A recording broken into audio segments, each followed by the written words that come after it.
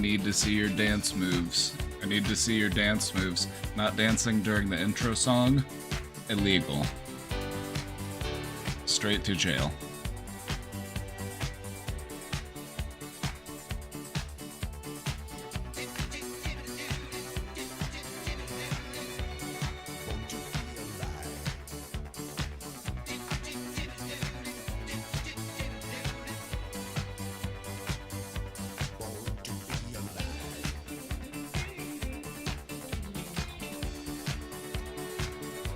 Hey everybody.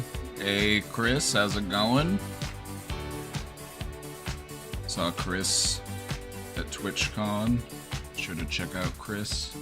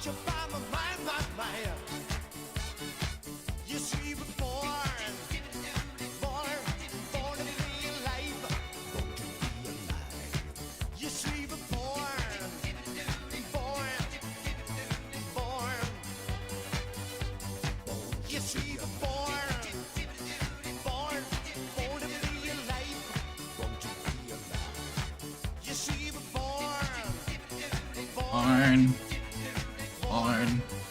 Shake what your mama gave ya.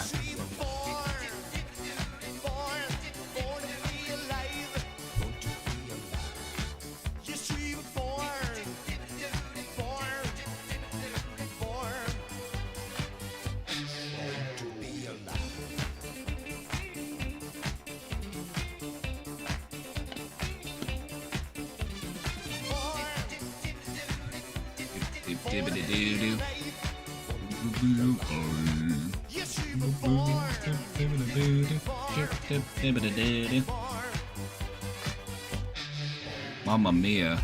Mamma mia, we got 5 questions in the box already. Mamma mia. I'm ready though. Let's get to it. Let's get to it. It's party time. It's party time. Party time. Oh. Oh, what is...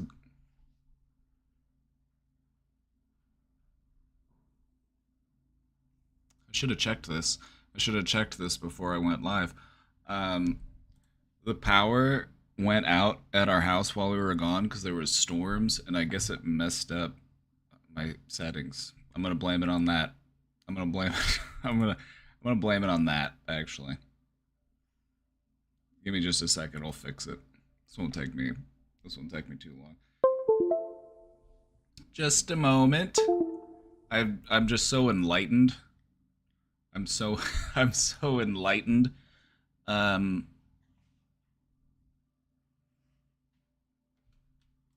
can I say? Okay. We're getting there.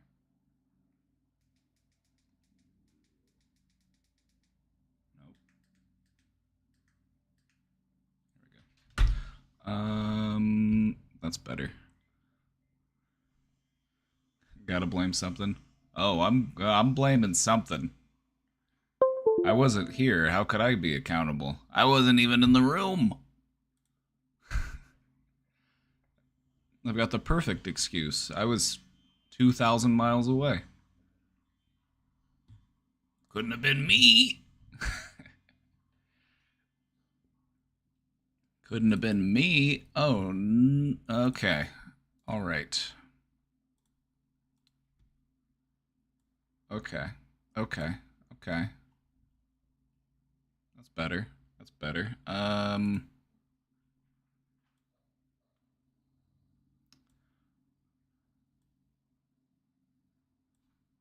Like I'm a little.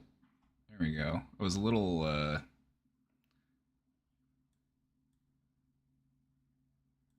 My aspect, my color tuning was off. Let me fix. Let me fix.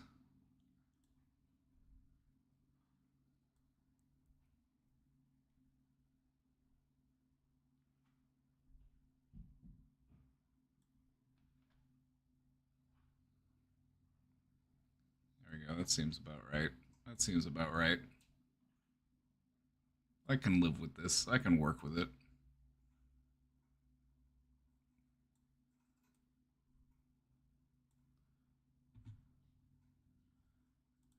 Let me get some tones going.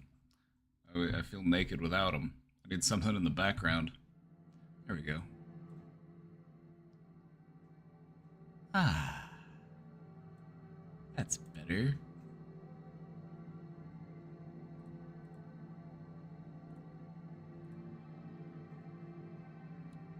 That's better.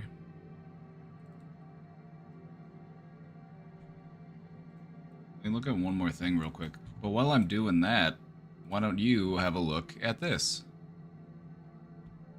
While I'm looking at my...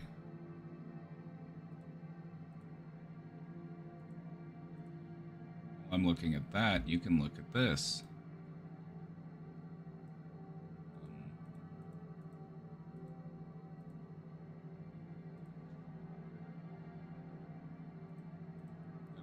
I had to go into my webcam settings. That's better. That's better.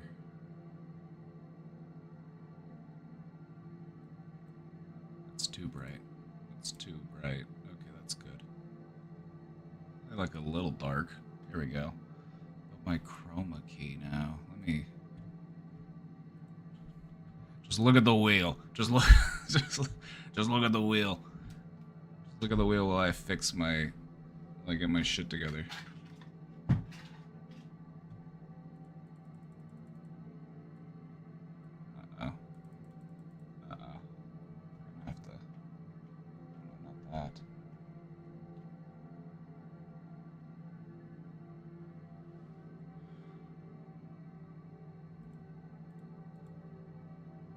That looks good. That looks good. That looks pretty good. That looks pretty good. I can live with this. Like, I can work with this. Alright. Hey. How's it going? How orange I look? Yeah, I've been in California. I don't know if I'm actually that I think it might just be the camera settings, but I'm just gonna say I'm back from California and I've got a tan.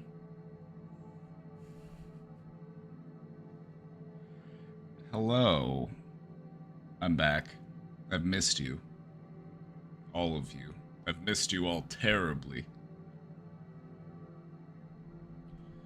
Was gone for a little bit. Didn't have any time to stream while I was gone because we were just out and about and just doing stuff non-stop. I did some stuff with Casey, with her stream. Yeah, now I'm back. How was this TwitchCon compared to last year? If I'm being honest, the Vegas Convention Center is too big.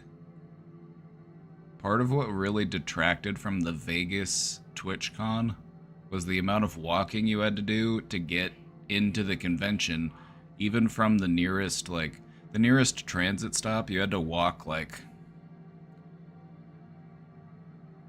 You had to walk. All right. Yeah, we did a lot of walking. Also, it was a lot easier to like meet up with people because just was just was the infrastructure was there.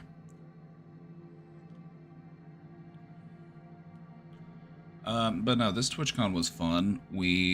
Let's see what did we do? Main takeaways. Um. Uh. Uh. uh.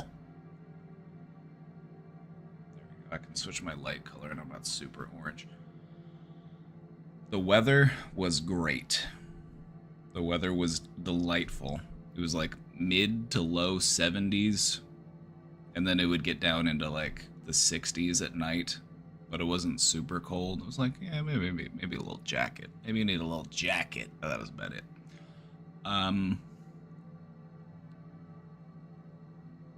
Also, this year I did have somebody come up to me and say, I love the brain domain.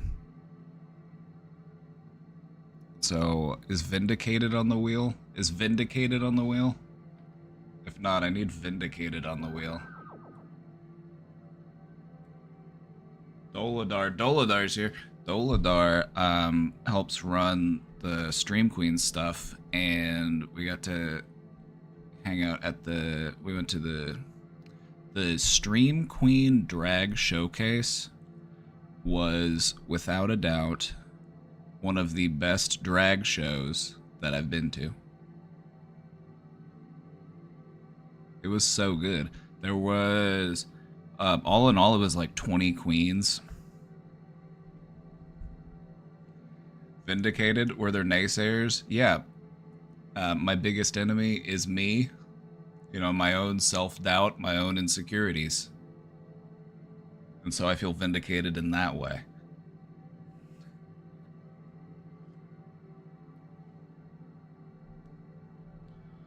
It was fun seeing you all again, too. I can't wait until I get to do a drag look again. Whenever I do, I look good. I'm gonna be honest, I look good. I thought my biggest enemy was...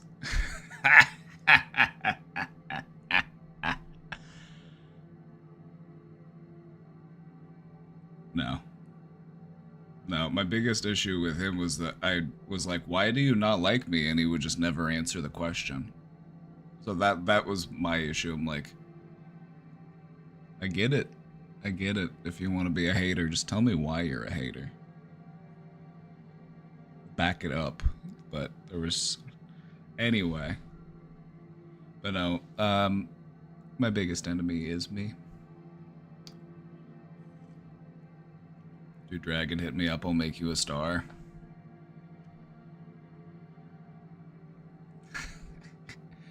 I don't know if I could keep up with it. It's a lot of work. It's a lot of work. I think it would be a special occasion kind of thing. Josh and Casey and Drag Sub Gold would be perfect for the subathon, you know? Not a bad idea. Not a bad idea. What I was hoping for is, I wanted Casey and Vio to do drag looks on me and Mike. I want to see Mike in drag, too. Like, if I'm going to do it, I want to see him do it, too. I want to get all my straight friends doing drag.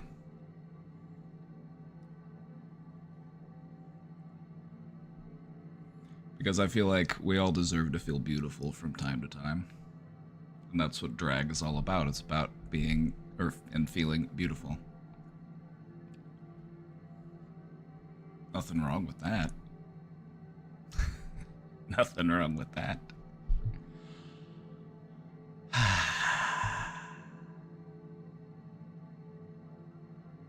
But I'm feeling good. I'm feeling recharged.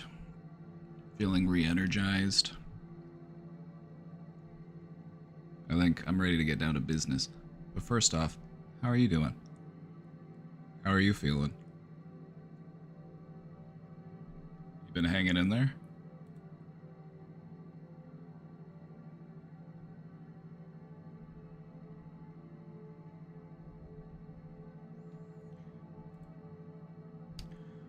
going to our local zoo for a staff retreat, and we're on teams, and we got assigned an animal, and you're the zebras. Oh.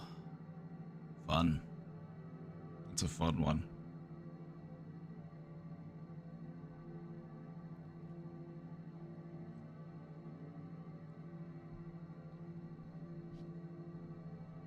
Just imagine showing up in a full fursuit.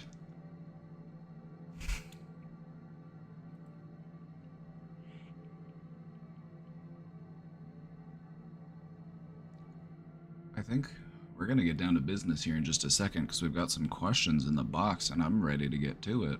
I'm ready to get to it. Ready to get to business.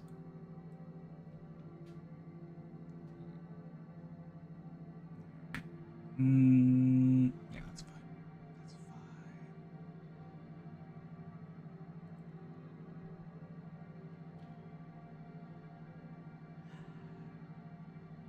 Are we ready? We ready to get to it? Can I get a hell yeah? I can't hear you.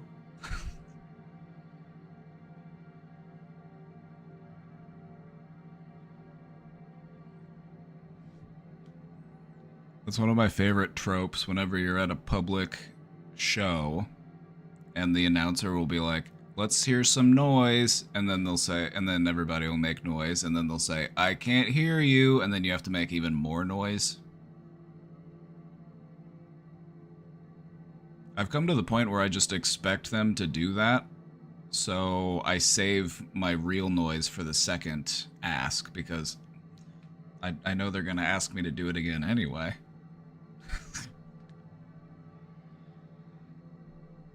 Make some noise. I can't hear you. If I could hear you, it'd be a different story.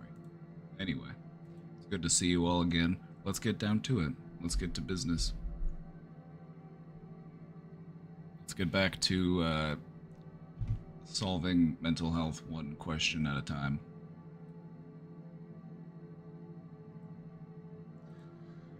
All right. Let's go.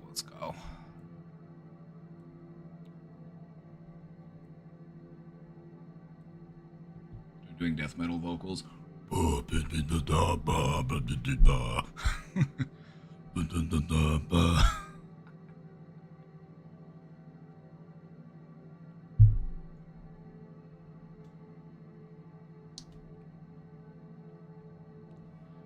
Papa. It's that time of month, and I'm feeling feisty. So my boyfriend got his first place win this weekend at the racetrack. Whoop whoop! Which was a whole shebang in and of itself, very eventful. He put out a fire, I told off an old man, and so much more. Sounds like a thrill. Not every day you get to put out a fire. Or tell off an old man. But I'm here for a more personal matter. So my boyfriend posted his achievement on Facebook, as he should, especially since neither one of us really ever post. And this girl, who has a boyfriend and is the daughter of an older racer we go and see at a different racetrack, comments on his post. Congratulations, that's awesome. You did great last night too. And then the little party popper emoji.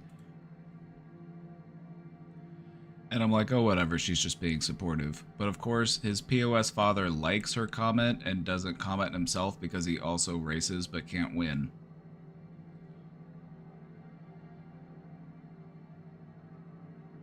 Or, and I'm just offering an alternative perspective here, as a dude. Sometimes it's easier to just like a comment than it is to type your own comment. And I get it, sometimes dudes can be lazy. I don't know, I wouldn't look into it too much.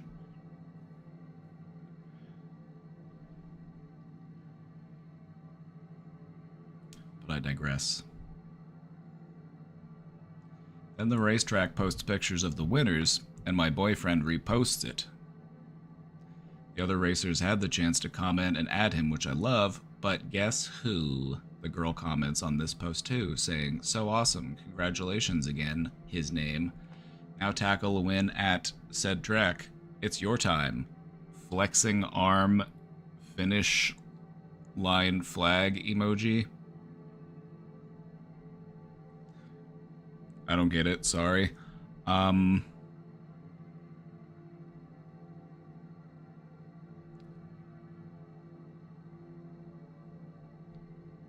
Which part?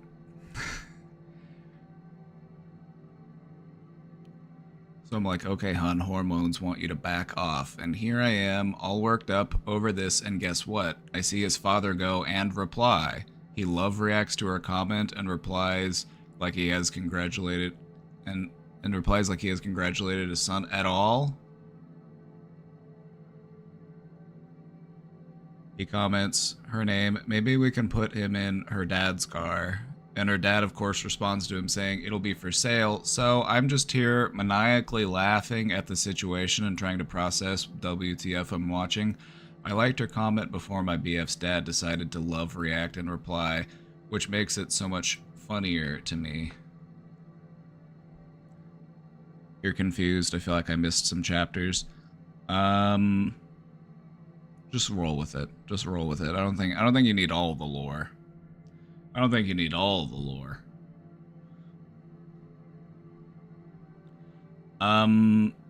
Is his dad single, by the way? I'm just asking because that could explain some things. If he's not, then I don't know.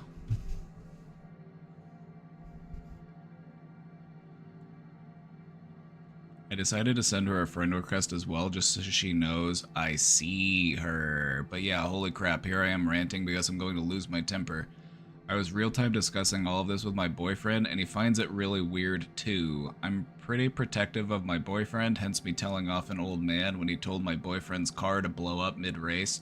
Alright, well that's valid. That's valid. Like, why would you wish death on someone? Why would you wish death and destruction onto someone else? That's entirely deserving of being told off. But now I'm full-blown hormones and this chick is like fame-chasing my boyfriend, makes me want to do something. And that something was me adding her and liking her comments, I guess. Anyway, thanks for taking a ride through my thoughts. Happy Taco Tuesday.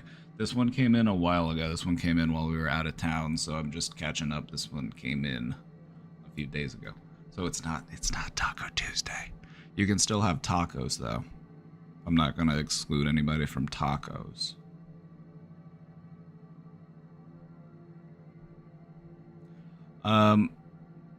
Me personally, I feel like there's a difference between publicly commenting on something, because then it's like everybody can see it, versus like sending somebody a DM and be like, "Oh my god, you did so great at the race. I hope you win next time." I'm like, okay. I feel like that's when a line becomes crossed. But I feel like if it's public and it's just openly commented where anybody can read it, anybody can see it, try to keep it above board.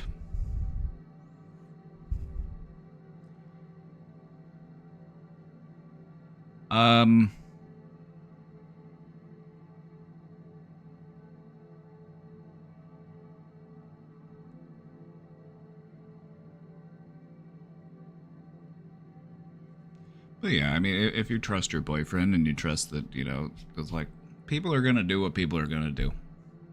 You know what I mean? Like, people are gonna do what people are gonna do. But if you have trust and good communication in your relationship, then I feel like it isn't something you should worry about. It's not like she's trying to... What is...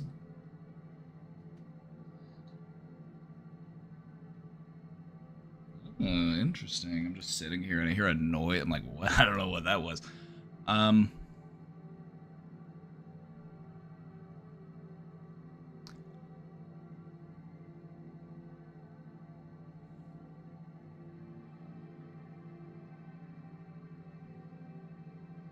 I feel like it should be okay to give people compliments and to wish them well. You know, regardless of, you know, who you are, what you identify as, you know, your gender, your sexuality, whatever it may be. Giving somebody a compliment doesn't have to be anything more than that.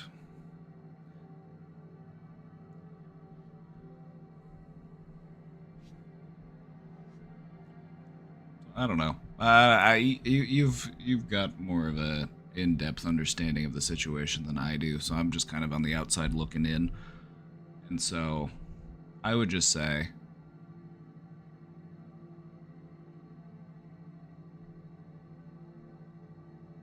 I don't know. I set myself up. I set myself up and I said I would just say, but I didn't have anything. I just assumed something would come to me.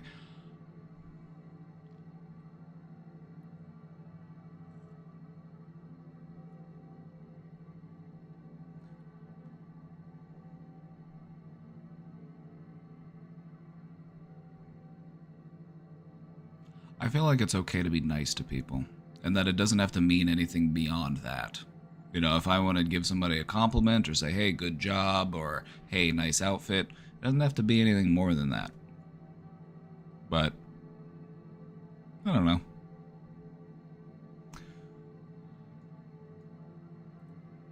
What do I know? What do I know? The only thing I know is that I know nothing.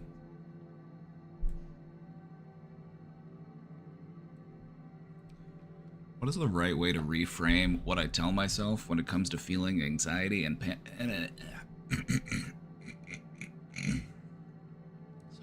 Sorry. Apologies. Let me take this one from the start.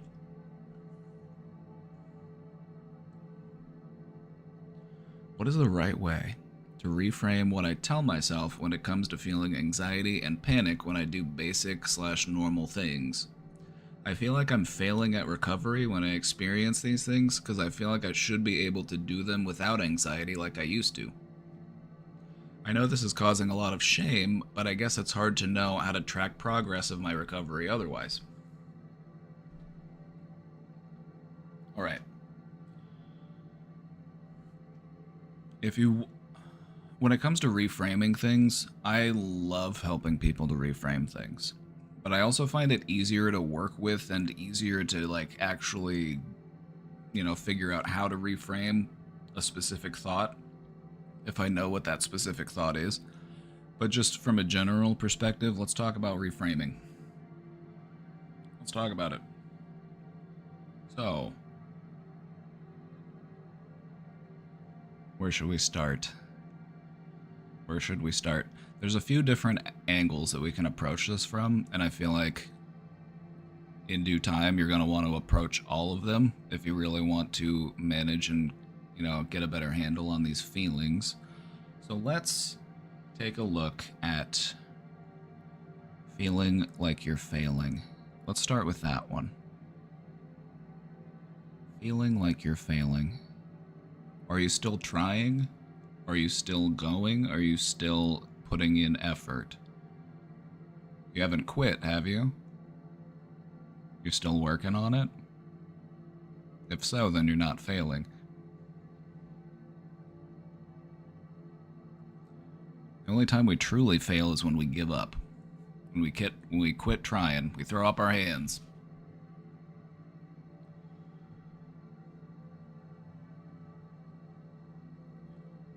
When it comes to reframing anxiety in general, let's talk about it that way. When it comes to reframing anxiety in general, we want to change the way that we look at anxiety and what it's here to do. Because anxiety is a fundamental part of how our brains work. We wouldn't be able to do all of the stuff we do if it weren't for these feelings that help to motivate us. Anxiety, what is it here for? What is it? What is it? Anxiety is there to help to motivate us. It's also there to help us peer into the future a little bit. One of the things that humans really like to do is we try to look ahead and we try to predict. And that's what anxiety really likes to try to do is say, well, what could happen? What could be waiting for me around this corner? What could happen if I do this? What could happen if I leave my house? What could happen if I get into the car? What could happen if I go into a building and there's other people in there? It's always trying to look ahead. So that's always going to be there because that's how we navigate life, that's how we plan, that's how we prepare. And so when it comes to our relationship with anxiety, what we want to try to do is just make sure that it's asking us the right questions and that it's not getting us worked up and stressed out without due reason.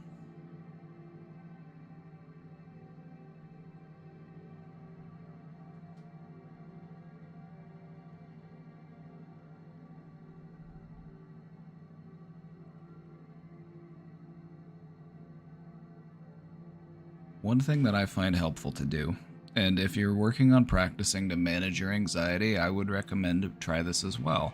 Whenever you feel those feelings of anxiety, rather than trying to outrun them or hide from them or wait until they go away, because if that worked, I wouldn't be here. If that worked, I wouldn't be here. If that was a valid solution,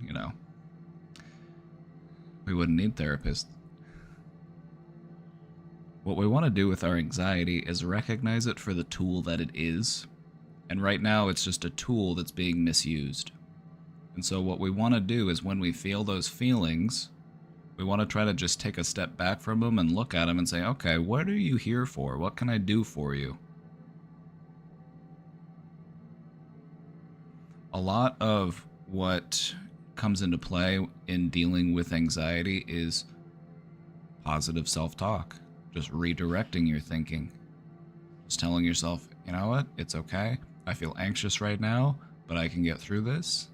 I've done this before. I know what I'm doing. I can handle this. Things like that.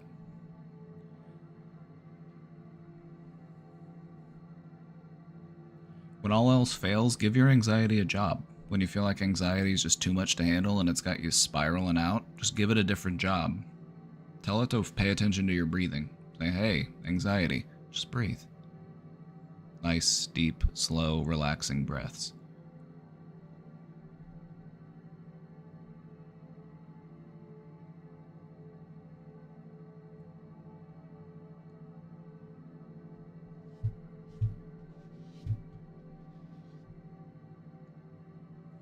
I feel like a trap that a lot of people get sucked into when it comes with their anxiety is they feel like there's something wrong with me, or they feel like I should be able to manage this or I should be able to handle it.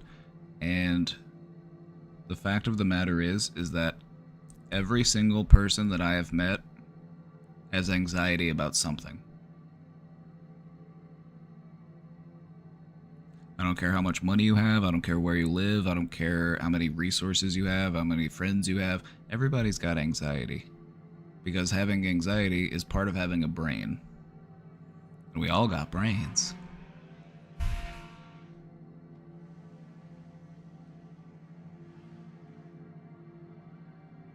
So, let's talk about that feeling of shame real quick. Shame and guilt. Why do we feel those feelings? Why are they there? Why do they exist? Shame and guilt exist because it's a feeling of I'm doing something wrong or I did something wrong and I want to do differently. So when it comes to feeling those feelings, just take a look at, okay, well, what would I rather be doing instead? What would it be better for me to do? What would I rather be doing? What would I like to be doing? What would be good for me to do?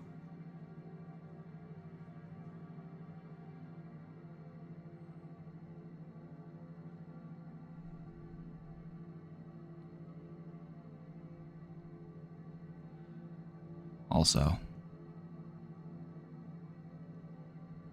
Also, one more thing for you. One more thing for you.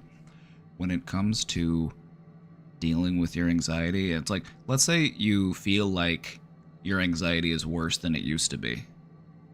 That could be true, but it could also be that I'm more aware of my anxiety.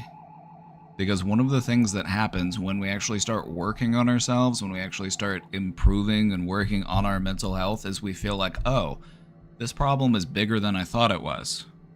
And so it can give you the impression of you are getting worse, or it could feel like I am actually, but that may not be the case. More often than not, what is happening is you are more aware of the issues that you are trying to work on, and so they feel like a bigger problem than they used to be. When in reality, you might have always had this anxiety. You might have always been dealing with, whatever it is that you're dealing with.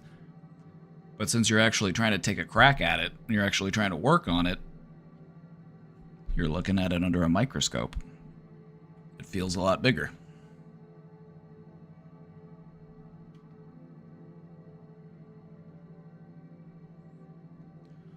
I think it's like I'd rather go back to being able to do those things without anxiety, which isn't very helpful, lol. Alright, one more thing. Also, Wilma Dickfit. Good one. Thank you for subscribing for 3 months.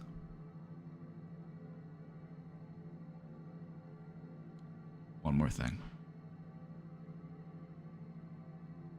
One more thing. Anxiety and excitement are produced in the same part of your brain. Because anxiety and excitement are both looking ahead and saying, oh, this is going to happen. But are you looking forward to it, or are you dreading it? That is what differentiates between those two emotions. And so, one of the things that can be helpful if you're trying to not feel anxious about something that you're trying to do, try to get excited about it. Amp yourself up.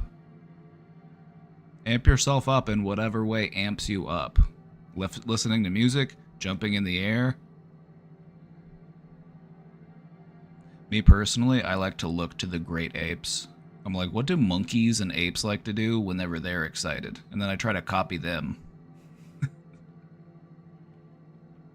Pound on your chest a little bit.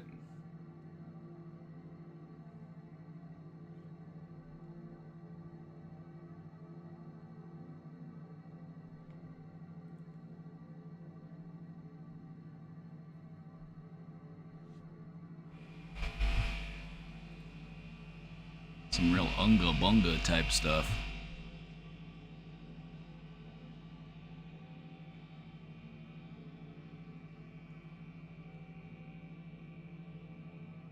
There's a power tool. There's a power tool going right now.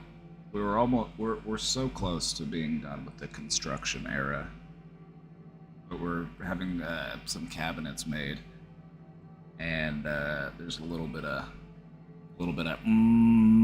in the background. You might not be able to hear it unless I'm talking, but I can hear it. It's making me vibrate. I know I've said one more thing like 5 times now, but I'm gonna do one more thing. One more thing.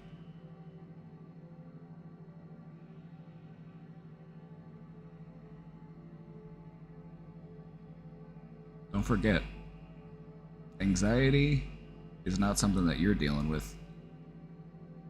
Anxiety has to deal with you. I don't have anxiety. Anxiety has me. This is my brain. This is my brain. So it's got me to deal with.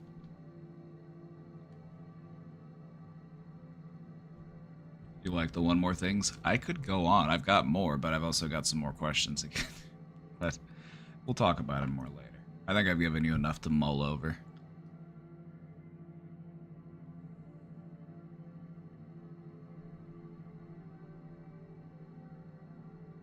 Okay, one more thing.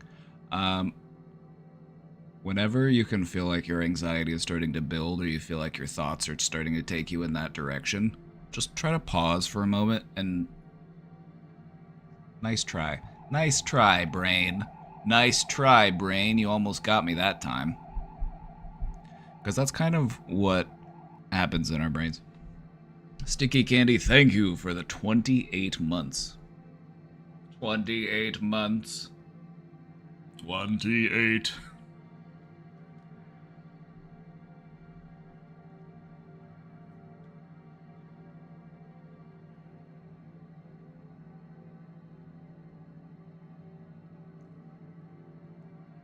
This may be helpful, but this is something that may take some practice. It might take some work to get to this point. Well, let's talk about it for a minute. By the way, we're on a hype train, but it's gonna be a quiet hype train. We're doing a quiet hype train because I got a lot of questions to get to, and I don't have time to be goofing around. Okay? So we're gonna do a quiet hype train. By the way, thank you all for the support. It means everything to me.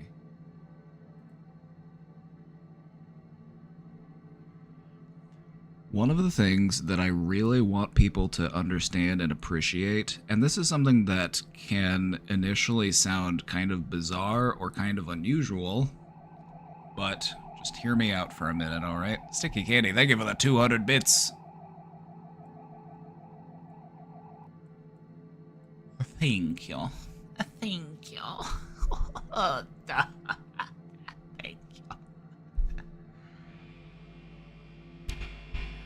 One of the things that I want people to understand is that your brain isn't just one thing. It's many different parts that are operating together at such a high speed that it creates this illusion of being one thing. Alright? You hear me out? You following me so far? This idea can even be difficult for our brain to process because we're like, oh. It's almost like our brain doesn't want to acknowledge that this is what's happening because it kind of goes against the whole concept of like, I am me, I am my thoughts, I am all of this, and I am one. But in reality, your brain is made up of several different parts, and they all do different things. And then they all work together, and they work together at such a high speed that it creates this illusion of oneness, just like a computer. Just like a computer. Like a computer isn't just the CPU, it isn't just the GPU, it isn't the hard drives, it isn't the RAM sticks. It's all of those things together working, and it creates something. It's greater than the sum of the parts. And so, whenever you are dealing with intrusive thoughts or anxiety or something that just really kills your mood, just try to identify it as something is going on, but it's just going on within a part of me. And if it's just going on within a part of me, then I feel more power to fix it. Does that make sense? If it's just a faulty RAM stick, you know, I don't have to throw the whole computer out and get a whole new computer. I can just replace the RAM stick. The same goes for your brain. You know, you might have thoughts or feelings or anxiety that you're struggling to deal with, and you're like, I'm a terrible person. I'm such a fuck up. I'm such a failure. No. There's just a little part of you that thinks that. So fix that part. You get me? You hear me? All right. Okay.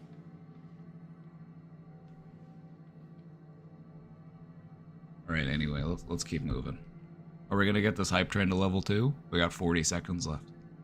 I'll wait.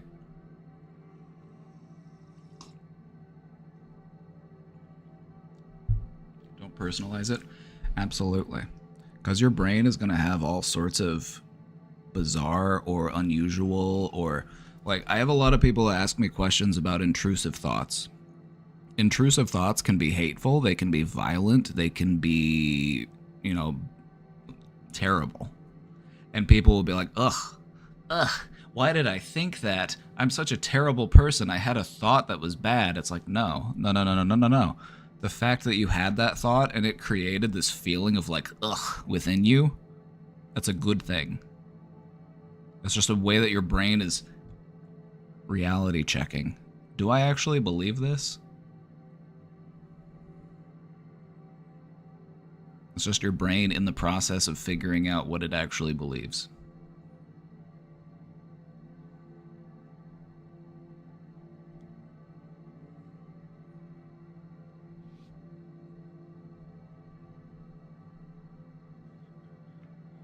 So yeah, whenever it comes to dealing with these types of thoughts and feelings, just try to take a step back from yourself and just try to look at it as if it was a tangible, concrete object, because that's kind of what you are. You are a biological organism. You're made of... your brain is 3.5 pounds of electrified jelly. And it can do some brilliant and wonderful things. But it can also do some unusual things. Just because it might be doing some unusual things doesn't mean that you have an unusual brain. It just means you have a brain and you might just need to do some tweaks. Okay? Okay. Hello, Joshua. Welcome back. I am gay. Hi, gay. I'm Joshua. I'm happy for you. I'm happy. I'm happy for you.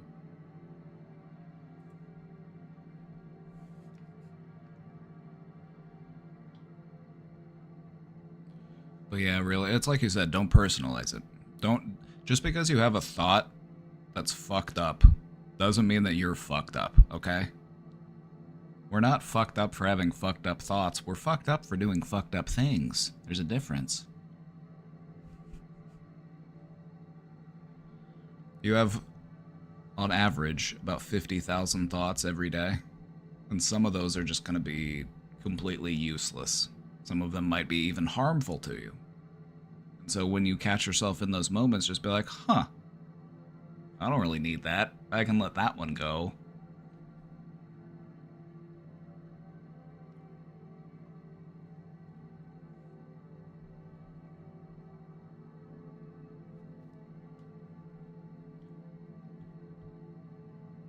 But no, I feel like just in general, people have this misunderstanding of like what makes you you, and a lot of people live under the assumption that I am my thoughts. Are you your thoughts? Are you? Are you your thoughts? I don't think so. I think that your thoughts are just a byproduct of having a brain. Whenever your brain is turned on, it's just going to be humming. It's just going to be coming up with something. And some of it might be...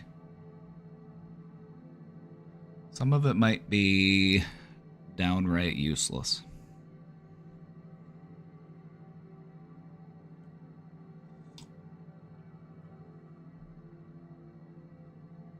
Descartes thought so. Yeah, and to my understanding, that was just his way of proving that he does exist. He's like, well, I think, therefore, I am.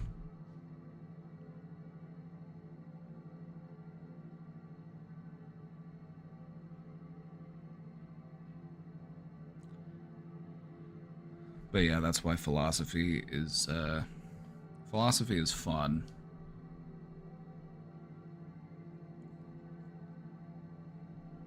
But I found that if you get too deep into philosophy, it just becomes meaningless.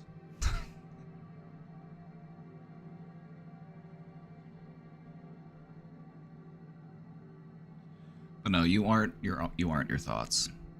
And you can change your thoughts. You can change your mind on stuff.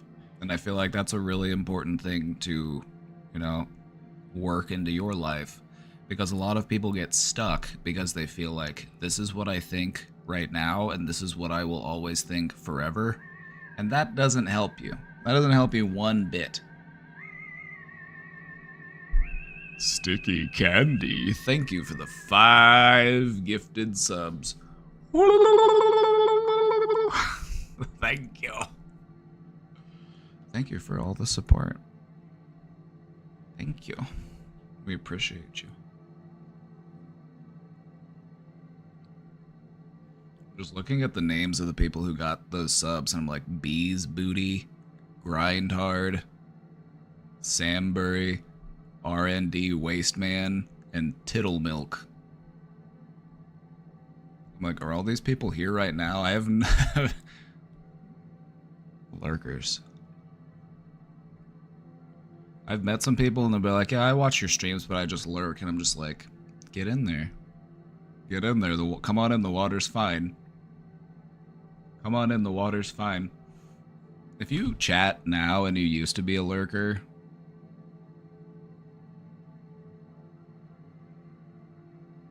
tell me.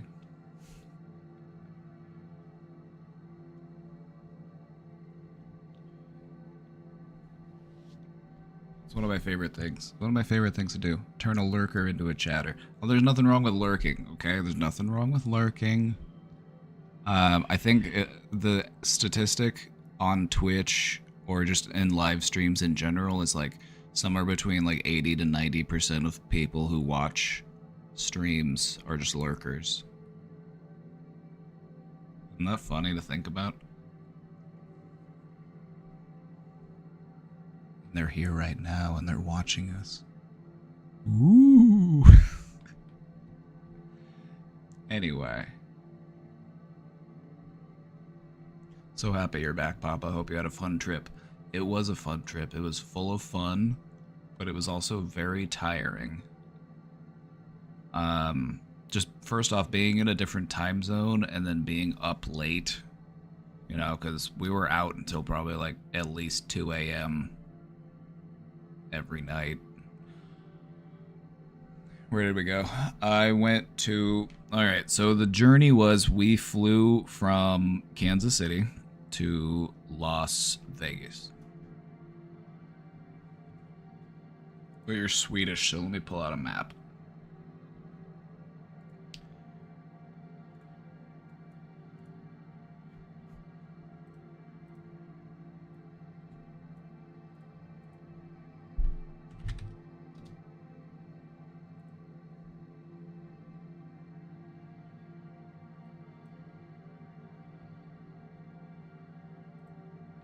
Pull out a map.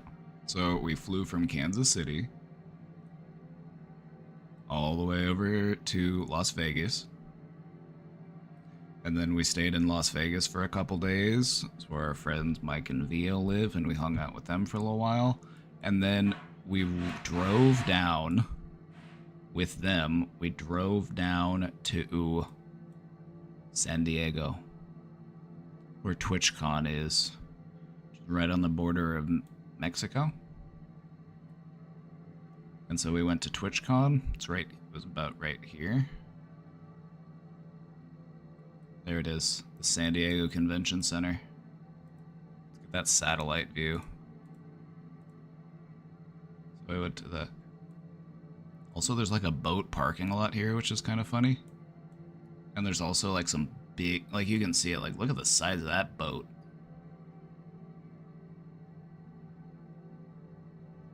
Stupidly large boat. There were some dummy thick boats. Anyway. Look at the size of this convention center. Huge. Huge. Big building.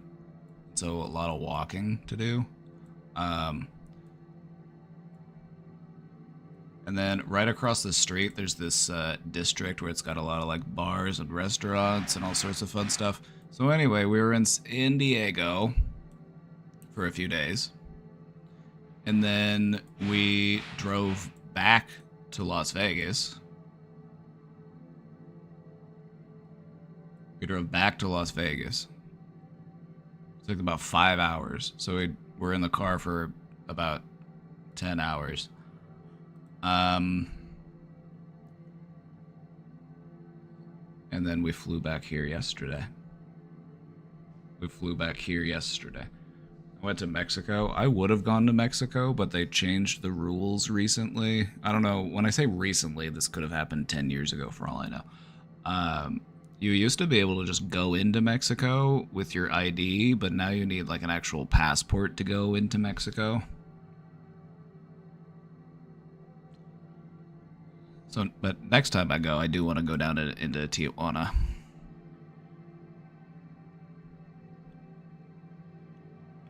Ooh. But yeah, like you can ride the train. There's like a tram in San Diego, so we did a lot of like public transportation and stuff. One of my favorite little side quests we went on is we were trying to find the tram stop, and it routed us on our GPS. It was like, okay, walk this path, and it's like this nature trail, and it's just all overgrown. And we had to walk across this narrow little bridge that's like 3 feet across. No rails or anything. It's just like a concrete slab that goes across the San Diego River.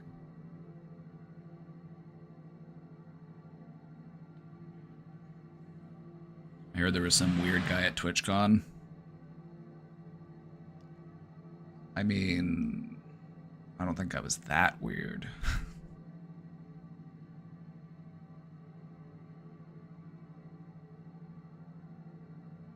So anyway, that's what we did, and we were gone for like 8 days, and now we're back. And now we are back. I got to see a lot of friends, got to, and that's the best part of the convention. The best part of the convention is just hanging out with your friends. The actual convention itself is just like, it's alright. It's cool. But I'm getting old and I go to the convention, I'm just like, ooh, video games.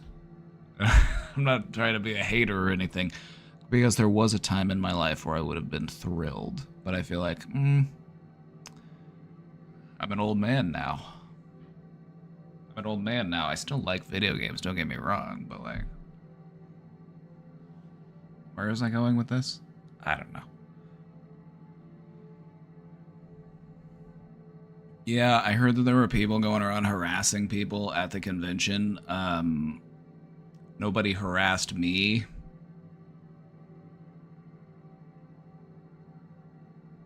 Thankfully.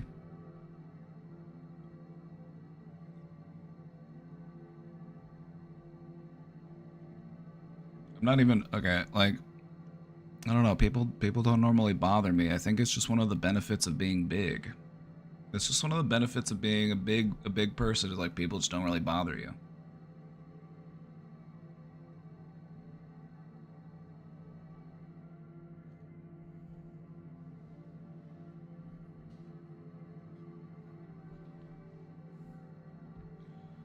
You know, all 6'5" of me, all 200 pounds of me.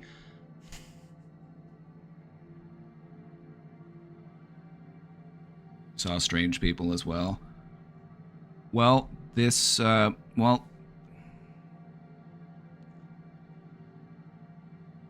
remind me, I'll talk about this more later. Just the people watching is one of my favorite parts about going to the convention, because should I just talk about it now? No, I only got a couple of questions left. Let me finish these questions, and then I'll talk more about TwitchCon and some of my observations and some of my thoughts. I do want to talk about it, but I'm gonna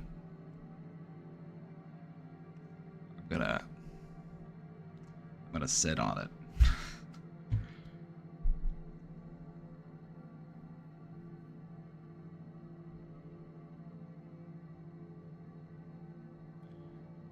I miss being a big girl. People left me alone. Now people notice me and I can't even enjoy my own body. Are those mutually exclusive? I feel like you can have both. I feel like you can have both. I'm just saying. I don't need to be up here invalidating people.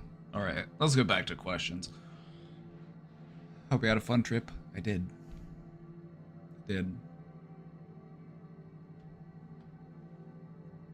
Thank you for asking. I've been doing poorly lately. I don't have the strength to get out of bed, and have missed the last 3 days of school because of it. I've told my teachers I have had the flu, but in all honesty, I just feel stuck. I think I might be depressed, but don't have anything to be depressed about.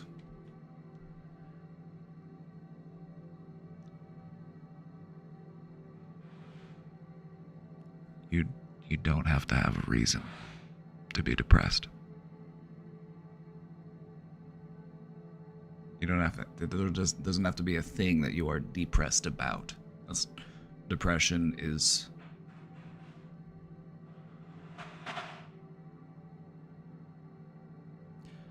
like, you can have a gas leak, but you don't have to be cooking. You know, like, why do I smell gas? The oven's not even on. It's like, no. You can...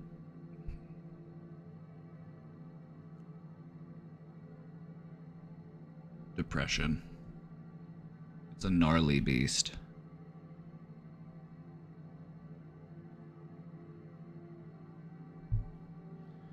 If anything, it makes a depressed person even more depressed when they don't have a reason, lol.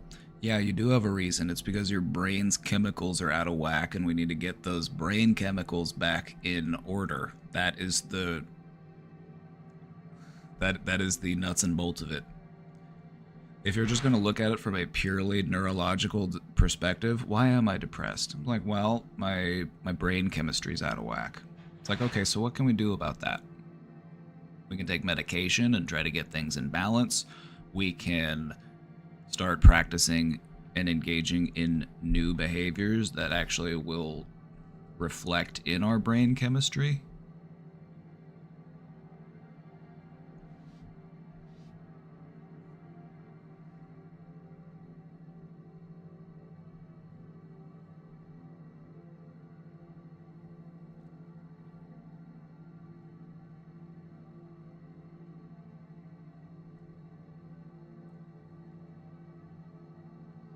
I'm getting ready to graduate, so maybe I'm mourning the life I have been living so that I can start to focus on the next stage of my existence. Do you have any advice for someone when apathy seems to be taking over? Yes. Your real enemy in life is apathy. Now hear me out here for a minute. You might say, it's like, oh no, your real enemy is someone else. It's apathy. And I'll tell you why. We as humans have this fantastic ability to just not care about stuff. Even though it's things that we should care about. Like, I should care that my room is messy. I should care that I need to take a shower. I should care that I need to, you know, eat lunch and go for a walk. But I don't.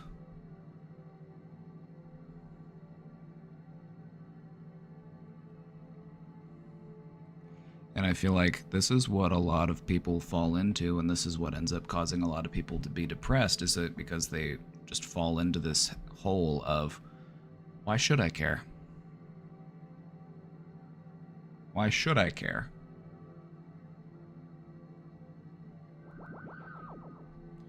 I feel apathy, but I still do stuff because I'm supposed to.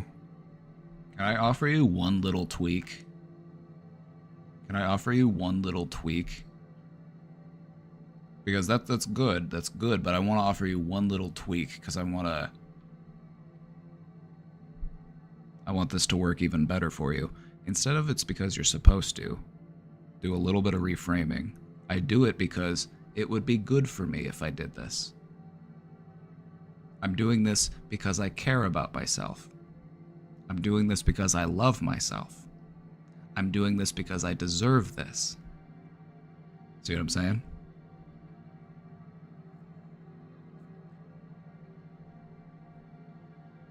What does apathy mean? Apathy is when you don't care about things.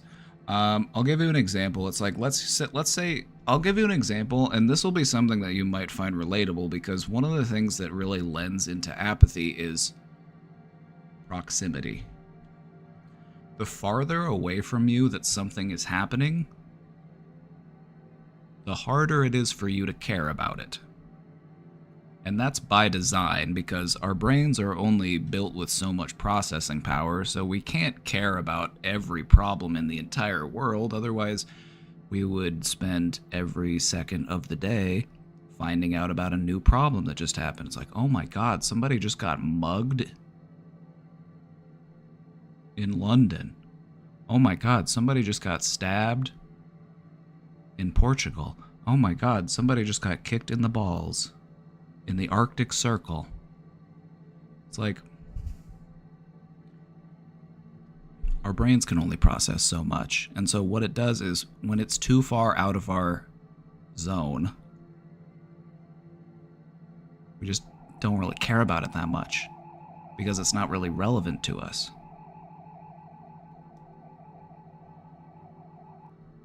Ooh.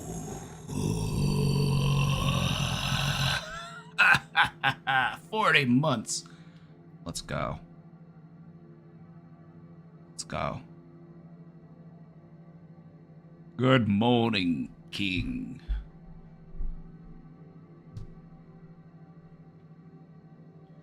Let me tell you about Cane Addict. He's one of my friends, and all we do is message each other, "Good morning, King," and we do that, periodically. And one of the best friendships I've had in my entire life. That's all we do. We just wish each other good morning periodically. Not even every morning. Sometimes it's late at night.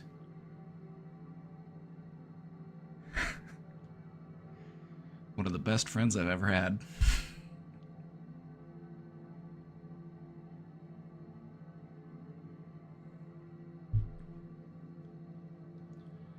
So, the thing about apathy is that our brains are designed to not care about certain stuff if it doesn't relate to us. And you don't have to feel bad about that because that's just, like you've got your own things going on. It's like you got to get yourself food, you got to pay your own bills, you got people in your life that you're taking care of. Those should be a priority to you. It's like, is it a bummer that people 10,000 miles away are suffering? Absolutely. Do you want them to be suffering? No, certainly. I want them to be having a good life too. But there are things on your plate, and your plate is pretty full. So, apathy becomes really problematic for us whenever it starts to make that, I said, we've got a full plate, but basically what apathy does is it kind of shrinks the size of your plate. You have less capacity to care for stuff, even when it's stuff that directly influences your life.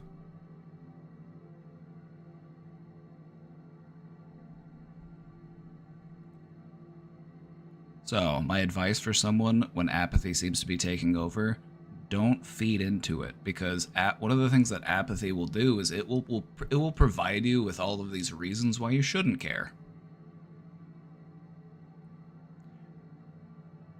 What are some reasons that you should care? When you catch yourself in these negative cycles of thinking, ask yourself the opposite question.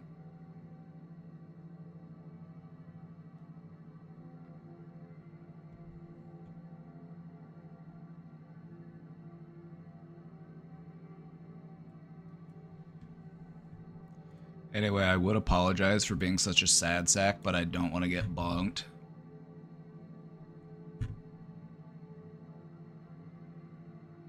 I know my feelings are valid, but I'm also mad at myself for not being better.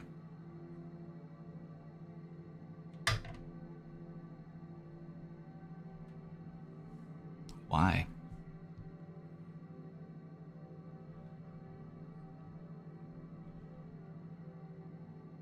I get it. I get it. Because being mad at yourself for not being better seems on paper to be a great motivator. And there are people in this world that will be like, yeah, you gotta get fired up. You gotta get mad at yourself. It's like,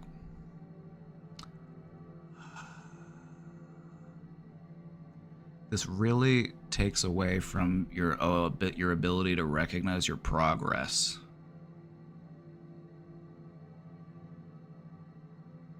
Instead of being mad at yourself for not being better, you should be appreciative of yourself for recognizing your areas of growth.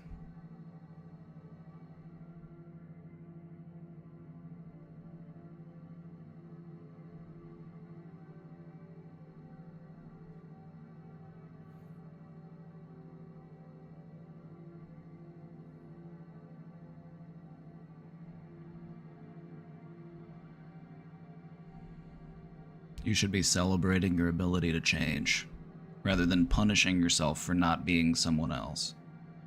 Because if you think about it, if you get to where you're trying to be by being mad at yourself and by chastising yourself, it's like, what is that going to look like when you get there? Like, you're just going to grind yourself down, and you're just going to be just a little nub.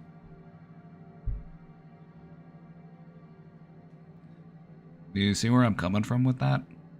Like, on paper, being mad at yourself for not being better sounds like a great way to motivate yourself. And a lot of people roll with that. But I feel like celebrating your ability to become better, that's when you really start to get the juice going. Spend less time beating yourself up and more time lifting yourself up, and see where that takes you.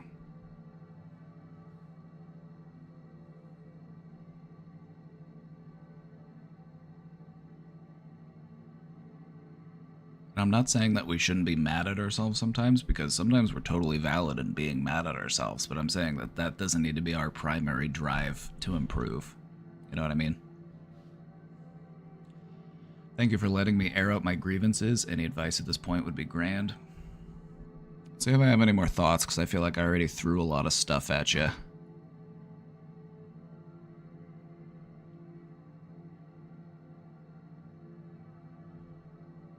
My advice to you would be this.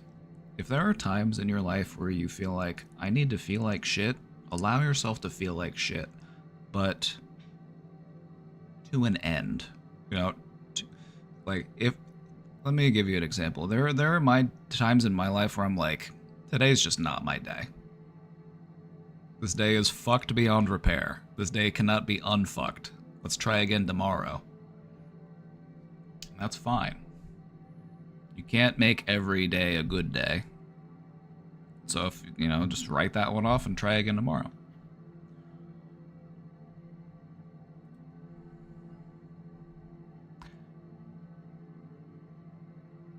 My last bit of advice to you would be just visualize.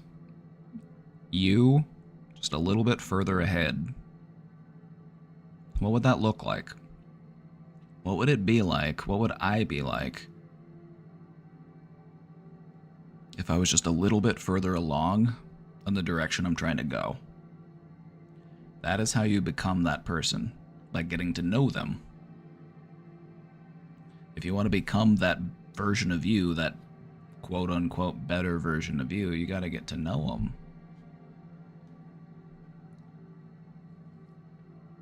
Also, by the way, we hit 3,000 questions. This was the 3,000th question in the box. Let's go. We did it.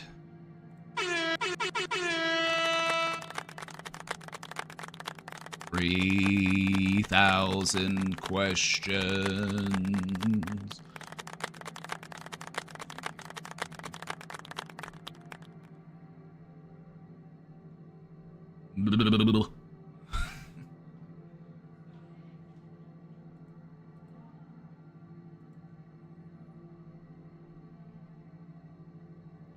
Which one was my favorite?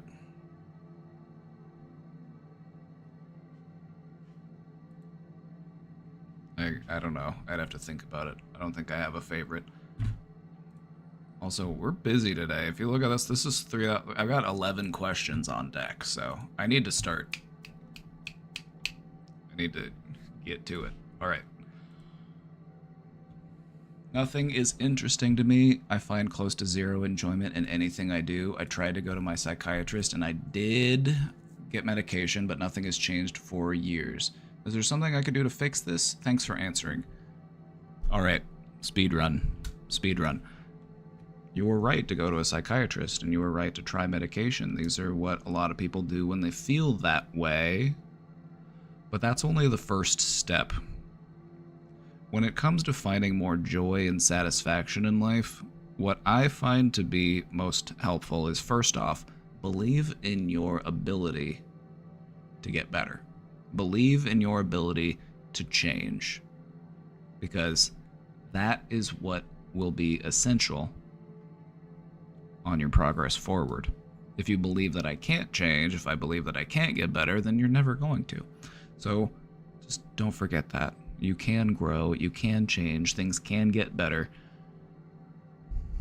And more often than not, what people will tell you is that things get even better than they even thought possible. Because whenever you're in a place of depression, your idea of what a happy life or a better life looks like is pretty narrow. It's pretty ill-defined. And what ends up happening is when you actually do start to feel deeper, more profound levels of joy and satisfaction in life, is that, oh, this is better than I even thought it could be.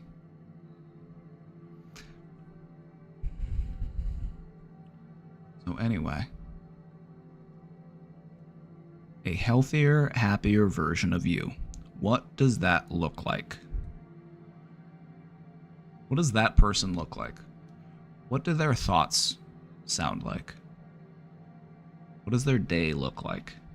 How do they carry themselves? These are the questions you're going to want to ask yourself, because if you're going to become that person, you got to study that person. How do they walk? How do they talk? How do they think? What do they do? And then just start with one thing. Just focus on that one next step towards becoming that person. So maybe it would be something like, I want to try to get outside more. I want to try to spend more time in nature. It's a great first step. I want to, just focus on that one next step. Because oftentimes where people get hung up and where people start to feel stuck is they're like, ugh, I got too much stuff to do. The person that I want to be, I don't know how to get there. I have no idea how to become that person. This person seems totally different from me. You can become that person. But we get too hung up on all of the work that we would need to do to get there. Like if you wanted to get shredded, you wanted to, just get real fit. Like that takes time, that takes effort, and you do that one rep at a time. So just focus on that next step. What is that next little step that you can take in the direction that you're trying to go? And then figure out the step after that.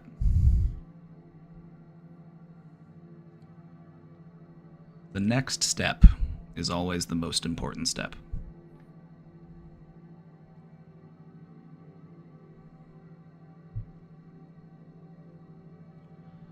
So, this goes out to the questioner. This also goes out to anybody in chat. If you feel like you relate to this, or you feel like this is something that I'm struggling with, this is something that I'm working on, check us out in the Discord. We've got a great supportive community. So, this is the plug.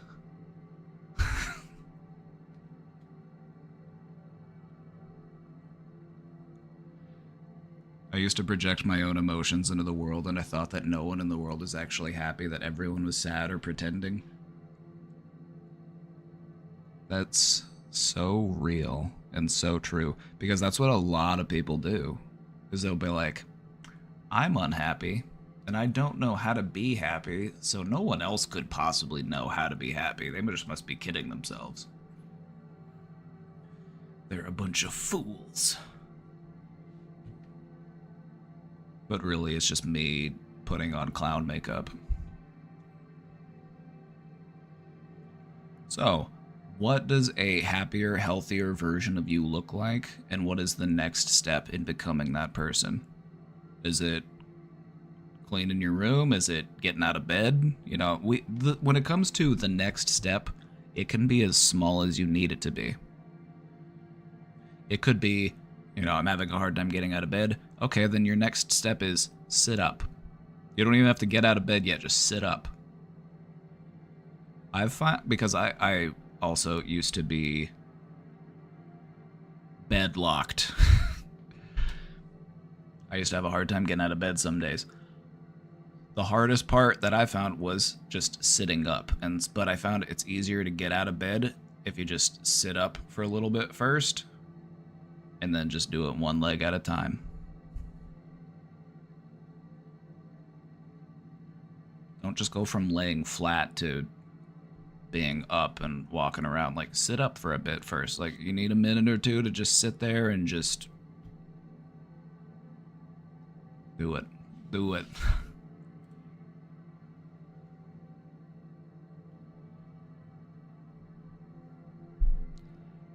How many attempted murders should actually be classified as femicide, and how does this affect our understanding of gender-based violence?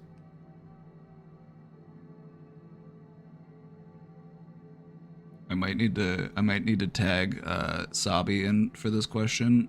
Uh, she's got a degree in gender studies.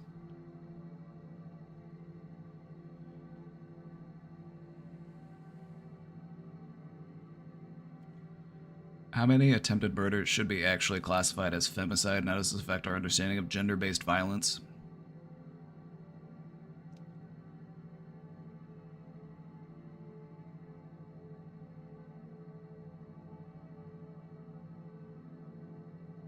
Let me think about it.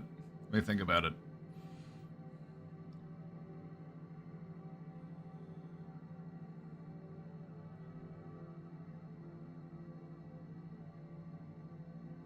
I feel like as a society, at least in the United States, because that's where I'm based out of, I don't feel like we're woke enough yet to even start classifying attempted murders or murders as anything other than like homicide because, um, we're still trying to get our first woman president. Like we're still trying to make that happen. So I don't feel like we're nearly to the point where it's like we should actually reclassify these felonies as, targeted against women. Um, but to answer your question,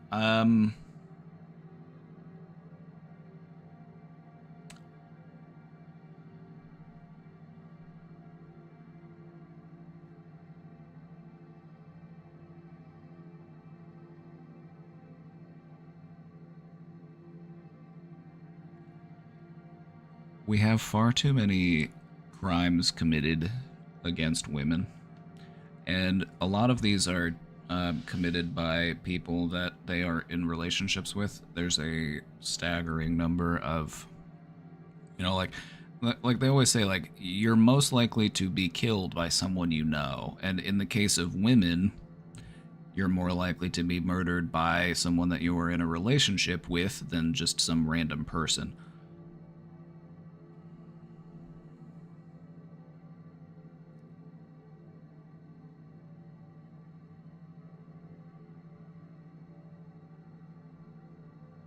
I don't know. I might have to think about this more.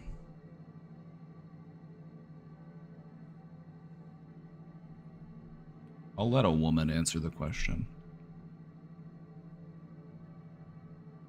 This is one of those topics where it's like, I'm going to sit my ass down and listen. You know what I mean? Like, I don't want to try to mansplain this topic to anybody. So, this is one of those where I'm like, I will sit down and let a woman answer the question. I will sit down and listen.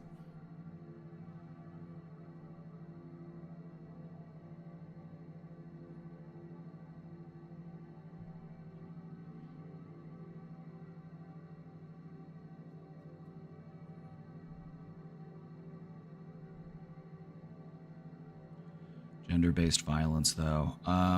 How do we tackle gender-based violence?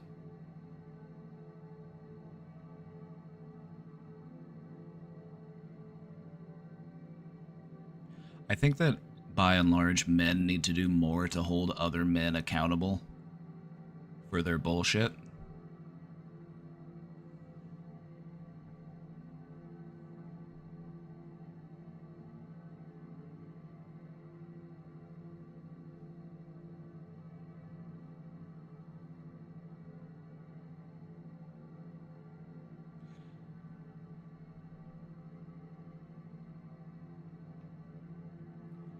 Like, if you were to look at the crime statistics, and I'm not going to pull up the crime statistics because I've looked at crime statistics, and oftentimes when you look at crime statistics, it kind of gives you a skewed view of what's actually going on. because a lot of things don't get pulled into crime statistics, like, oh, what are their societal pressures? What are the socioeconomic pressures? What are the underlying mental illnesses? What are, what's, there's just a lot that crime statistics leaves out that I feel like is also relevant to take into consideration. Um,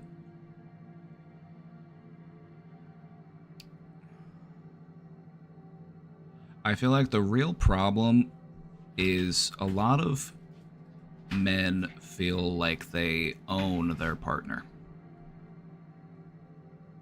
A lot of men will objectify and dehumanize their partner. And so this is what leads a lot into the increased rate of like domestic violence, is because it's a systemic issue.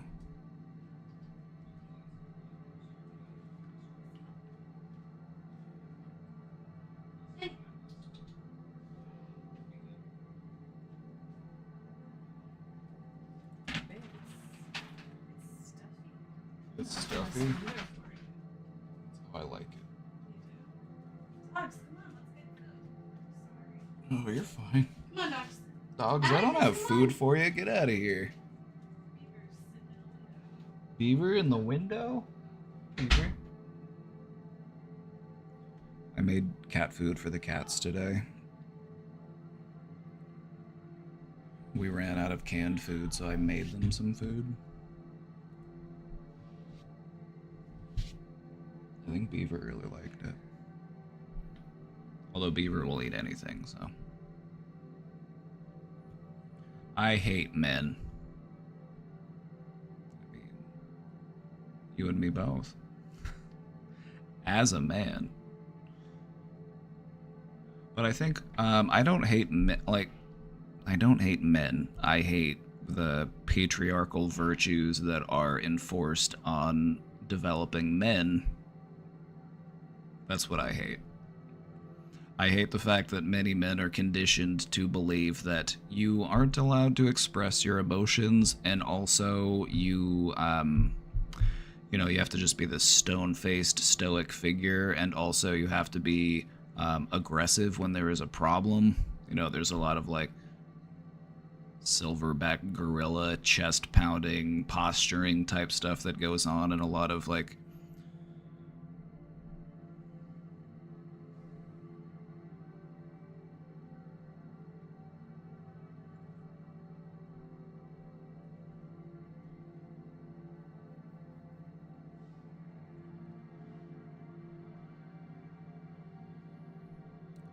I don't want to be alone and lonely and loveless, but I think it's all men except my sister's boyfriend. How to live a happy, loveless life when your social life is limited.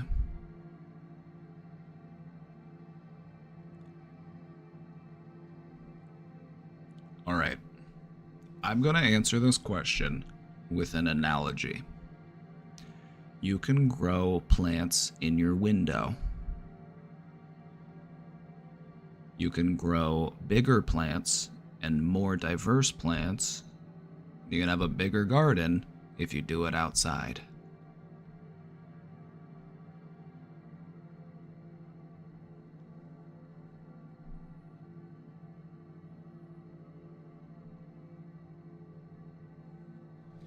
I don't think you can have a happy, loveless life. Because there's just too big of a piece missing. And I feel like when it comes to feeling love in your life, it should stem from in here, and then you allow that to radiate outwards.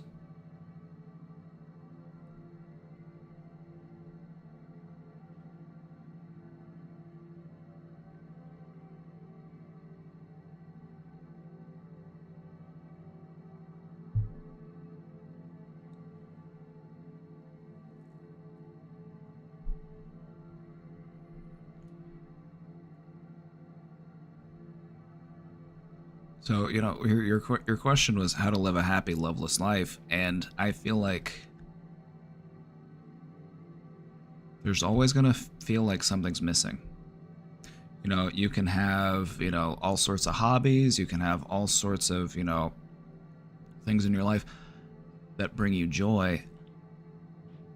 But who's to say you don't love those things? Whether you have pets or whether you have, friends and things that, like, who's to say that isn't love?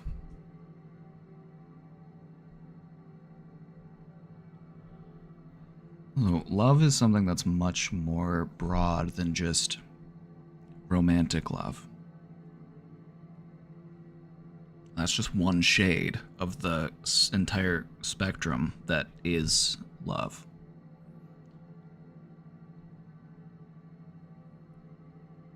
So, if you don't want to be alone and lonely and loveless, we can do something about that. And I say we, but in reality, it's going to be you.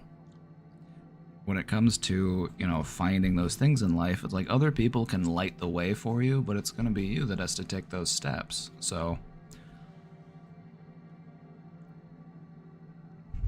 I spoke earlier about, visualization. We had some questions about depression, and I feel like that same practice also applies itself here. What would your life be like? What would it feel like to be that version of you that doesn't feel lonely, that feels loved? What does that look like? Get to know that person.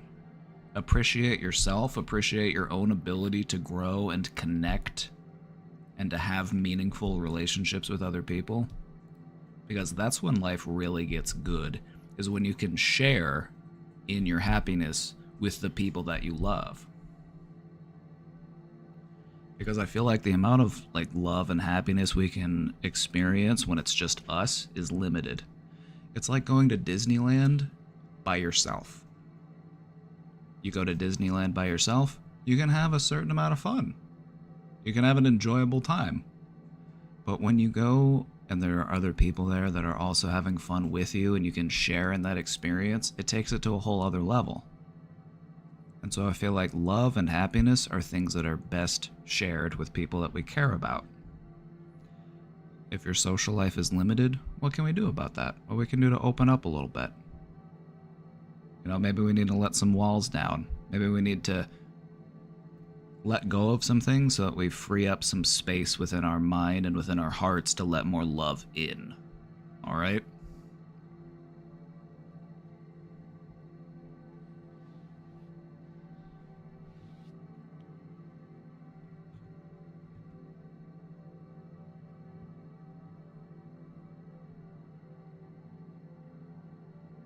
There are good men out there, all right? And I'm trying to be one. I'm trying, all right? I'm trying.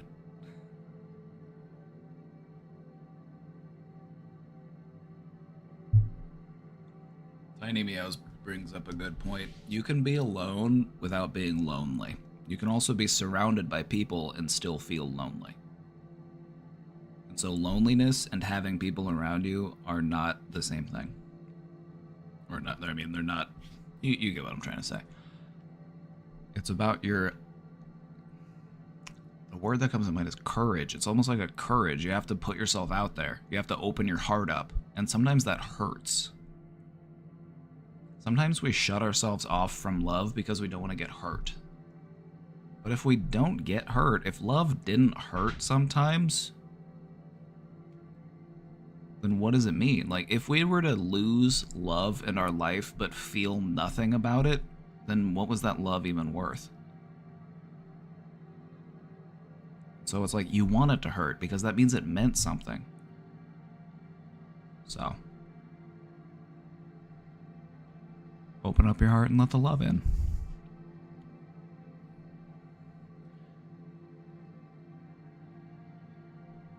If you want there to be more love in the world, start by loving yourself.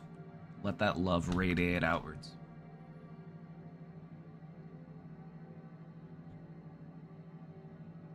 Is this music for happiness or for sadness? This music is for focus. This music is to make you pay attention.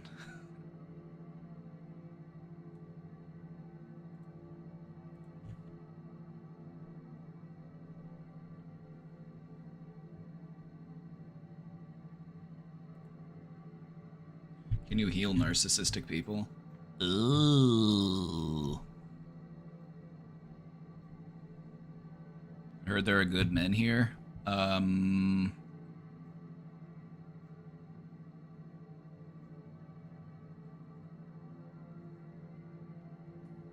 on, I found one. Found one. Here's a good man. I got a good man right here.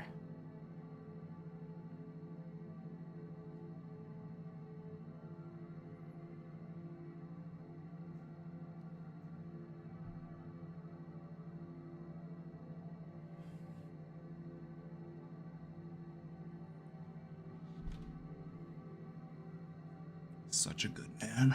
He's such a good man. He's the goodest. He's the greatest.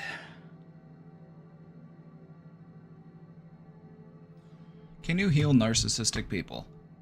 Yes. I will start by saying yes. Yes, it is possible. It is possible. But let's talk about why it's a challenge, because it is challenging. Because the thing about narcissism is that it is a defense mechanism. People who are narcissistic are actually very fragile people. And they project this image and they have this desire for adoration and compliments, and they need people to like them so that they can feel good about themselves. That is why people are narcissistic. It isn't because they actually believe that they're so great. It's because they need people to feel that they are great so that they can feel great. It's all about, narcissism is essentially just an addiction to external validation from other people. We call that narcissistic supply, you know? Oh yeah, that's the stuff. Am I a psychologist, or am I focused on therapists? Like, I know how to do therapy. I've done therapy with people before.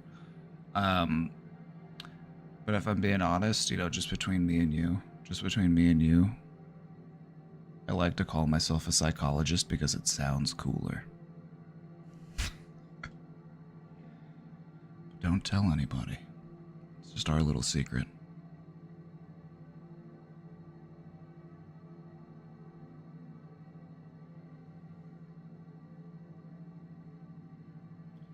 So, the thing about healing a narcissist is that, first off, they have to be aware of what it is that they are doing.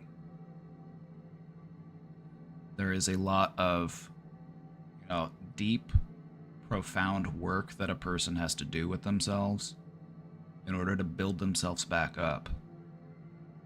You have to desensitize yourself to criticism. You have to distance yourself from your over-reliance on, adoration and compliments. There's a lot that needs to be done, and a lot of people, and this goes for more than just narcissists. Changing your defense mechanisms can be really difficult, because defense mechanisms are what keep you feeling safe. They help you to stay with it, I guess. And that's a big order. That's it's a big ask to get somebody to change up their defense mechanisms.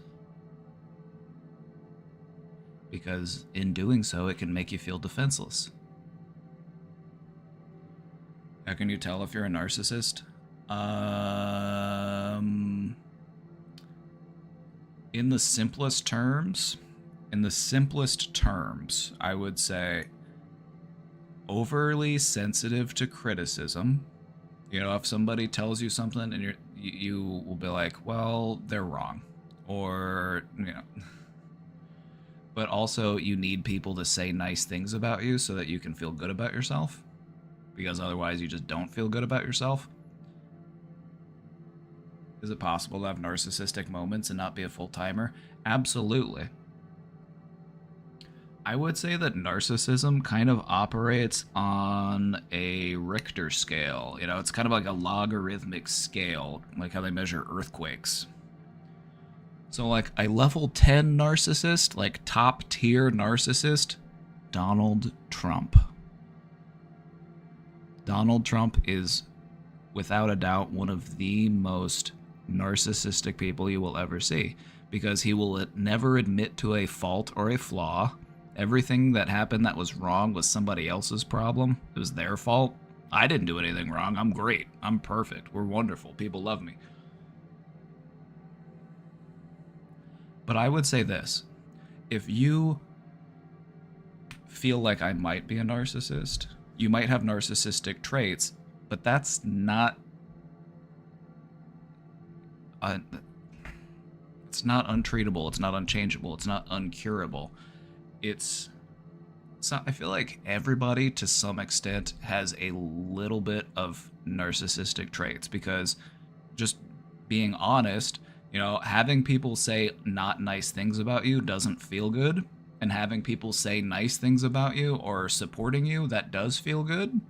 So it really makes sense that, you know, okay, I can see why people would be narcissistic. If you are raised by someone with narcissistic traits, and this is the way we're going to phrase it, we're not going to label ourselves as either a narcissist or not a narcissist. Just look at it rather as narcissistic traits. If you are raised by somebody who has a high degree of narcissistic traits, some of that might carry over to you, whether or not you realize it. And a lot of it just has to do with, how do you handle it when someone says something critical of you? How do you handle it when someone is critical of you? How do you handle it when someone is nice to you? When people support you, when people praise you? How does that make you feel? We learn a lot of that from our parents. You know, how do I handle my emotions in a certain situation? Did you hear Beaver meow? He's gotten really loud. He's a talker these days.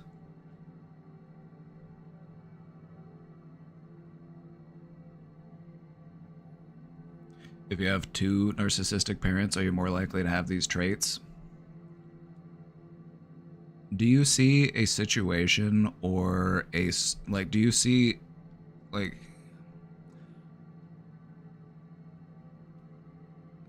some of it's gonna rub off. Some of it's gonna rub off on you.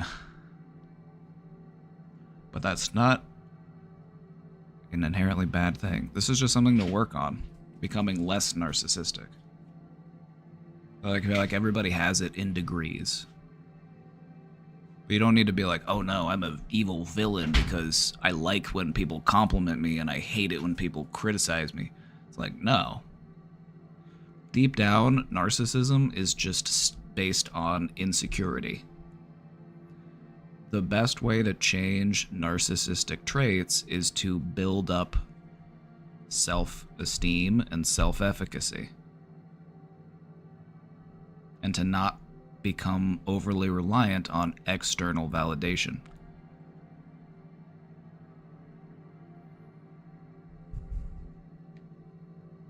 The real work you have to do here in healing narcissistic traits is done in the privacy of your own heart.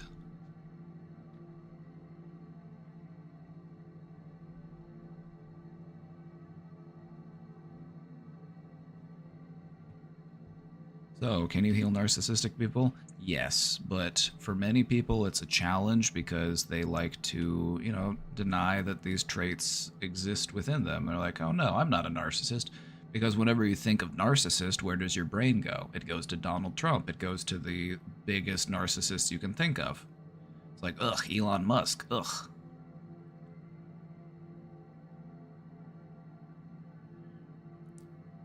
But it all stems back to insecurity. And so if you want to change these narcissistic traits that you may or may not have, just focus on feeling more secure.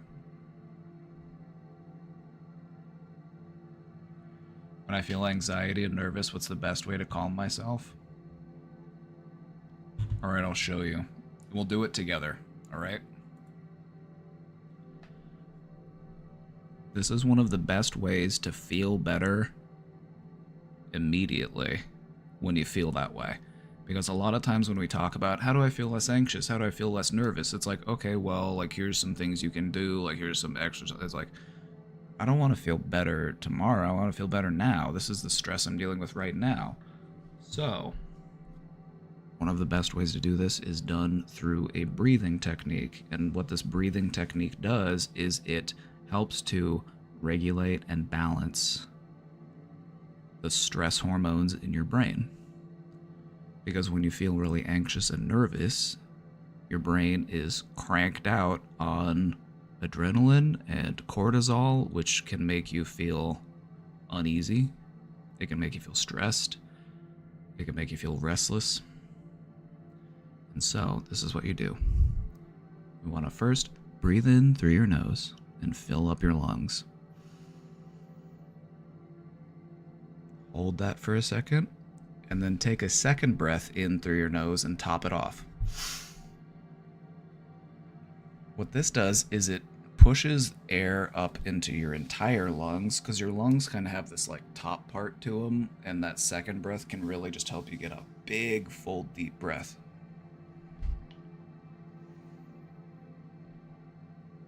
So, you just gently let it out through your mouth. The slower the exhale, the more relaxing it'll be.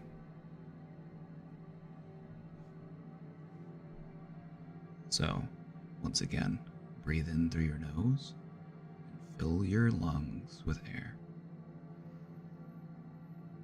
Focus on that feeling of fullness, that feeling of satisfaction that breath gives you. And what you'll notice is that you've got a little bit more room. You can take in a little more, so top it off. And then slowly let it go. What you don't want to do is let it all go like, you don't want to just blow it all out. Do that a few times, and what you'll notice is you will start to feel better.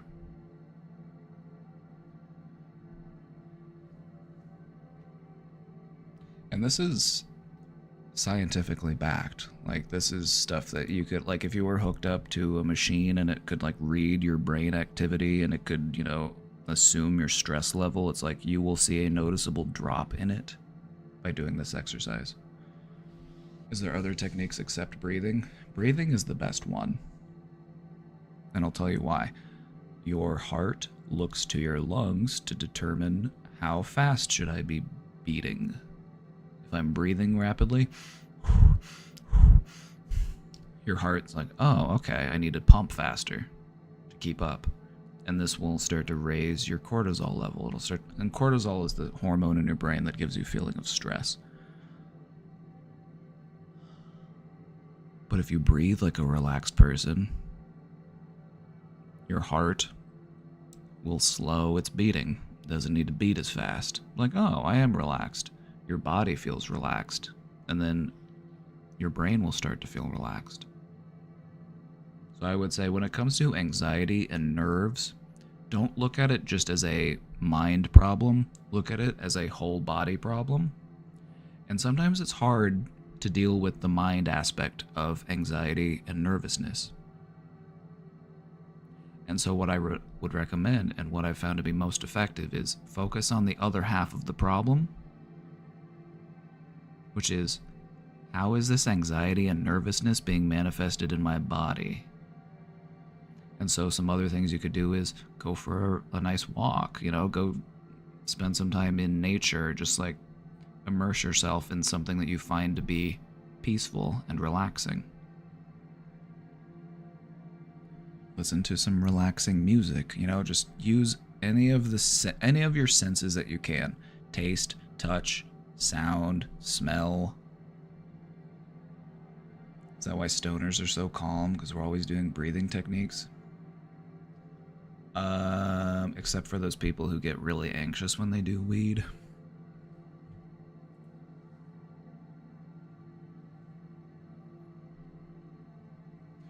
Oh, I would say that for a lot of stoners, it's because you're basically giving yourself an influx of like feel-good chemicals in your brain.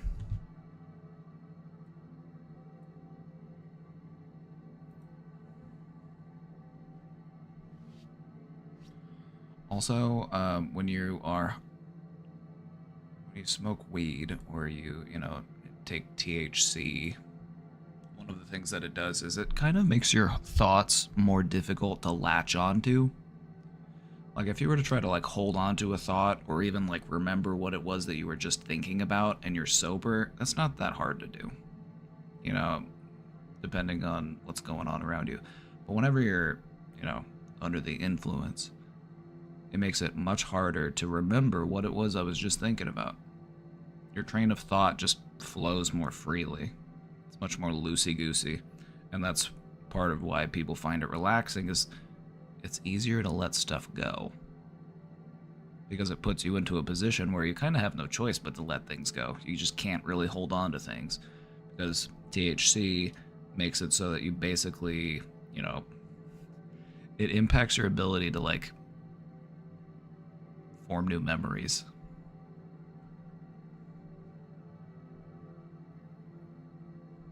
But yeah, when it comes to dealing with your anxiety, attack it from all angles.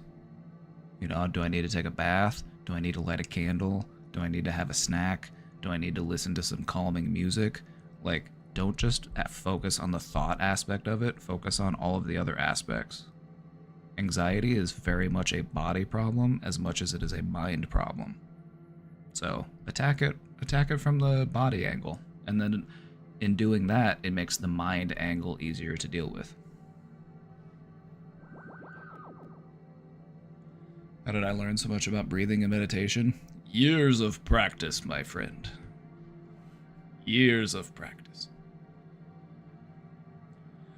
Also, there was a time in my life where I was very depressed and I was taking antidepressants and I was like, this doesn't work for me. I need to find something else that works.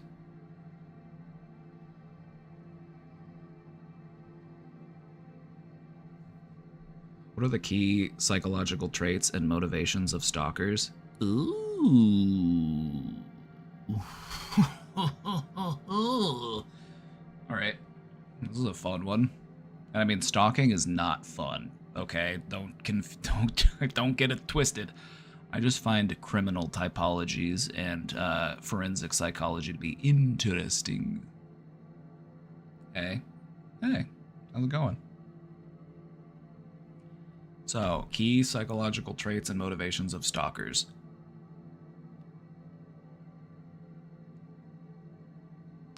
In the simplest terms, most people who stalk have a couple screws loose. There are a few screws that are loose. And, if you were to sit down and like have a conversation with somebody who is a stalker, what you would see is there's a lot of delusional thinking going on here. Some of these delusional thinkings may include delusions of reference. Let's say that, I'm sitting here right now talking to a group of people. But if you were to feel like, oh, he's sending me secret messages that are only meant for me to hear, that's delusions of reference. Because at this point in time, I am not specifically mentioning or talking about any one person in particular. But some people will hear things that are said to them, whether it be, online or even in like social media posts or, any different ways. They'll be like, oh, this is meant for me to hear. They're sending me a message.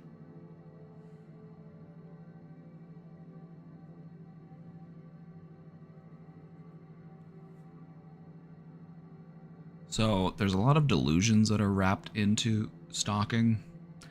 There are also, it's a more advanced type of delusion, and you see this occurs in probably about 1 out of 1,000 people, so it's pretty rare.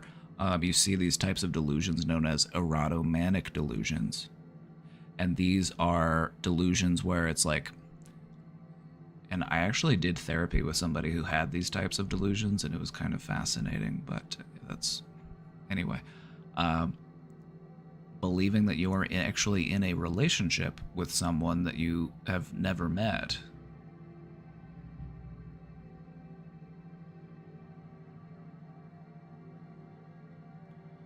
So, going beyond that, because when it comes to stalking behaviors, people have different motivations for doing that. Some stalkers are harmless.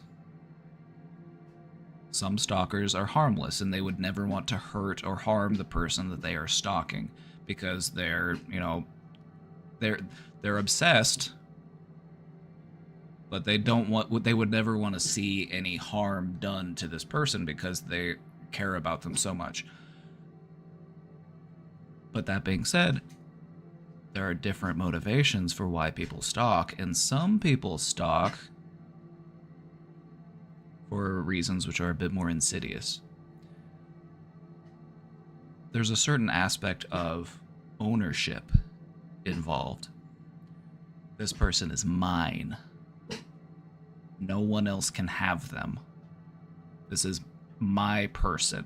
You see what I'm saying?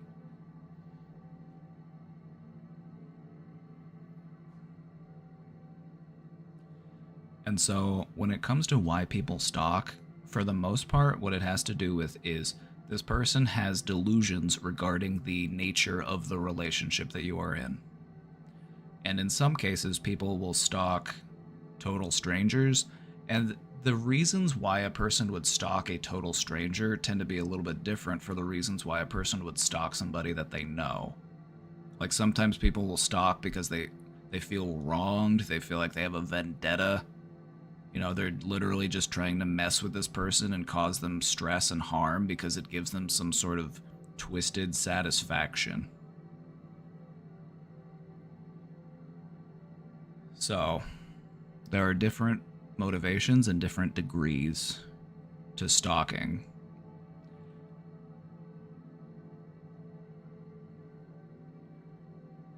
What's the positive side? There is no positive side. I would say that that's why they call it stalking. It doesn't have a fun name because there's nothing fun about it.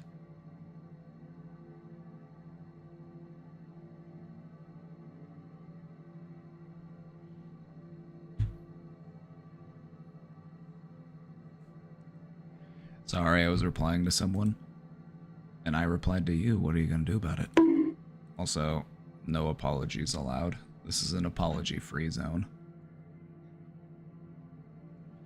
Does stalking a partner to make sure he's not cheating technically stalking, asking for a friend? That is an interesting question. Is it stalking if it's just once? Like, let's say you're on an episode of Cheaters. You're on an episode of Cheaters and you show up at a bar and you've been watching your partner from a distance and you're like, oh, hey, let's confront them because they're cheating on me. It's like, technically, you were stalking that person. But we don't normally associate it as being stalking until it becomes a consistent and repetitive behavior. And so if it's just like an isolated incident, you could technically say that it was stalking because that's kind of what you were doing. You were stalking them. You were in the bushes, peeking out, watching them. You're like, oh, what are they getting up to?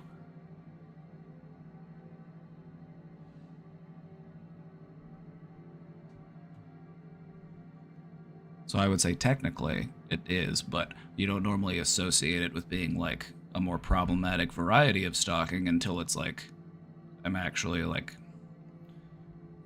outside your house, I'm looking in through your windows, following you around.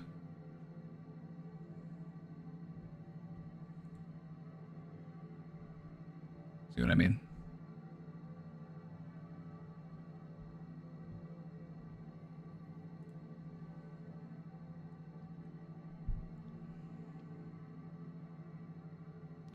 I would also say that there's a lot of internalized justification that goes on within a stalker. So when you say what are the key psychological traits, I would say most stalkers have mechanisms that they will use to rationalize and justify their behavior. And those motivations tend to vary. And like for some people, it's, I love you so much. There's no one else in this world for me but you. I need your love. I need to be with this person. You're the only one for me. You're my soulmate. And then there's other people who are like, it's more insidious. It's more, motivated by like an intent to like cause terror within the person that they are stalking. And so I feel like I feel like we covered it. Did I cover it?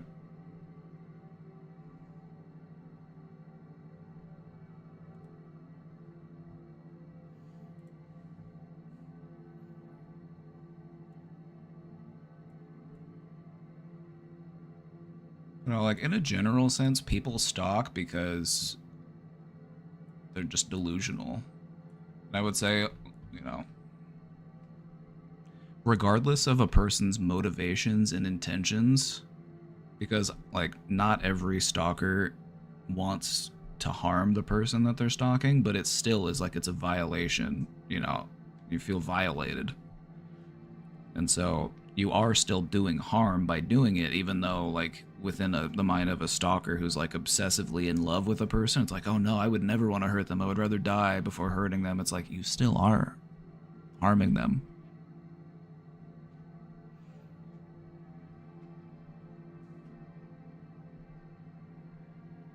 And with that thought, it's past my bedtime. Good night. Good night. Everybody say nighty night. Sweet dreams. Beaver? Where are you meowing at? He's meowing out the window. I'm like, who are you talking to? Better not be talking to strangers.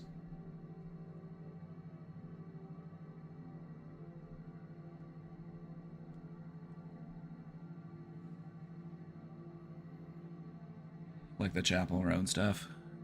Right? It's like... Oh, okay. Hey, talky boy. Meow. Meow.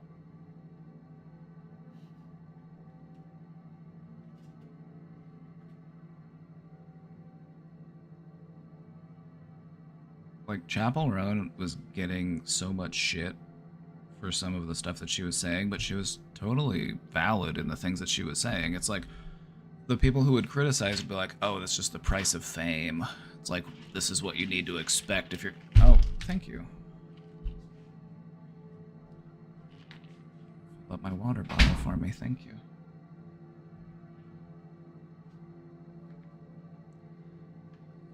But it's like, to those people, I would ask, was like, have you ever been stalked? Have you ever had people, like, harass your family? Have you ever had that happen to you? It's like, why is it okay? Like, why do we just accept that and tolerate it and say, oh, it's just the price of being famous? It's like, but why, though? Like, why does that have to be the price of fame? Is it just because of statistics? It's like when you are known by enough people, you're just going to be known by some weirdos. It's like, maybe we as a society should do more about those types of behaviors. Like, maybe we shouldn't normalize them. Maybe we shouldn't say, well, that's just the way it is.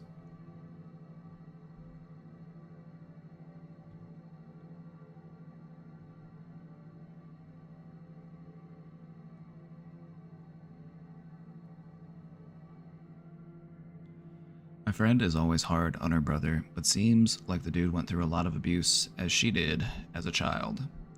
She still judges him harshly and critically after his suicide attempts. Any way to tell her she's probably making it worse for him and how critical she is being to him?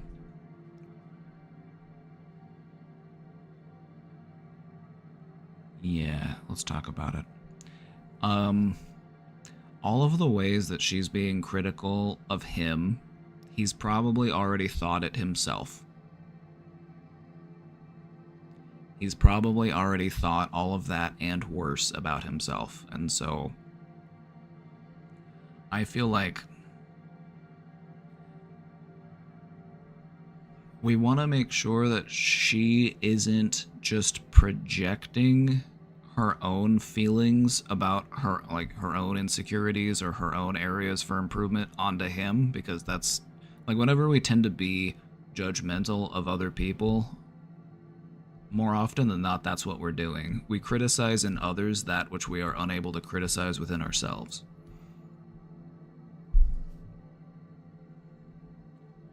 And so I would say, brother and sister, they have similar traumas, You know, if you grow up in the same household and it's traumatic, it's like you have similar traumas. And I feel like I would just ask her, it's like, what is the path forward like? What does healing look like? Like, what is the way that you can both heal by coming to a better understanding of each other?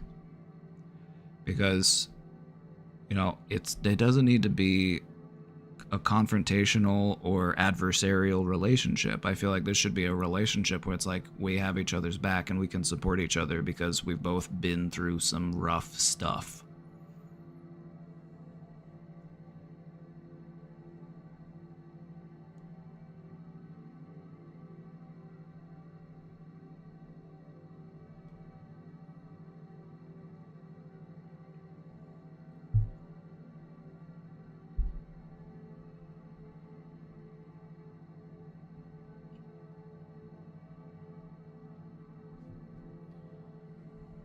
Well, it's like they have both been through abuse, right?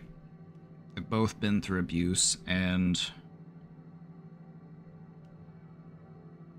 you know they don't have to be adversarial. It's, you know, it's not a contest, it's not a competition. It's, you know, and I feel like being able to connect and support each other is one of the best ways to heal from that abuse, rather than, you know, keeping those wounds open. So I would say any way to tell her she's probably making it worse for him with how critical she is being to him. Okay, let's talk about it.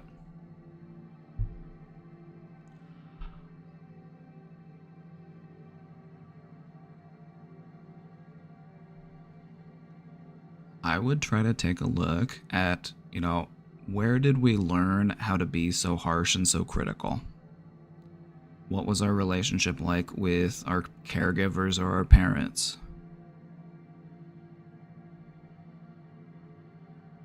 We just want to make sure that we aren't repeating those same type of behaviors that we're trying to heal from.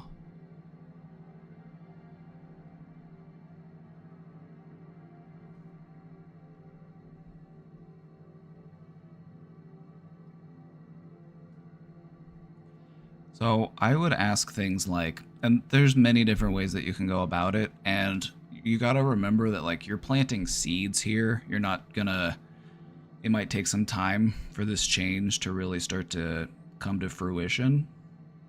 So I would just ask questions to just let her ponder over and give her things to think about. Just asking things like, what do you think you could do to be more helpful and supportive? Do you think that being harsh and critical is helping or hurting? You know, and then just encouraging things like empathy. Like, put yourself in his position. Like, imagine that you were in his position and you know, tried to end your own life, and then you have a sibling who's being harsh and critical of you. How would that make you feel?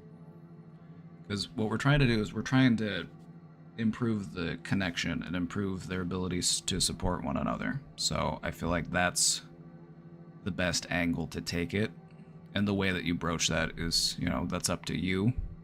Also, remember, you're not a therapist, so you don't have to be this person's therapist. All you got to do is just try to be supportive and try to encourage, you know, healthy behaviors.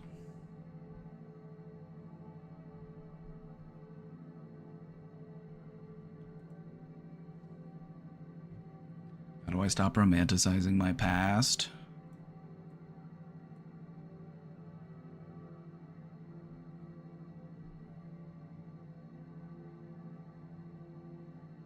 Hmm.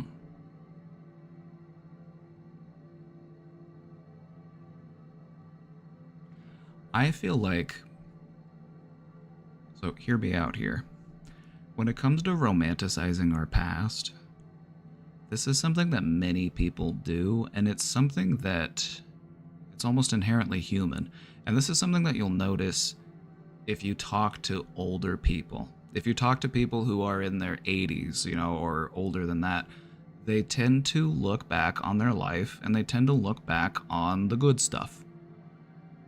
You know, they tend to, you know, reminisce. Even though They'll sit down and they'll talk about the good old days, and it's like, even though the good old days might not have been that good, those are still the things that they find themselves revisiting and thinking about.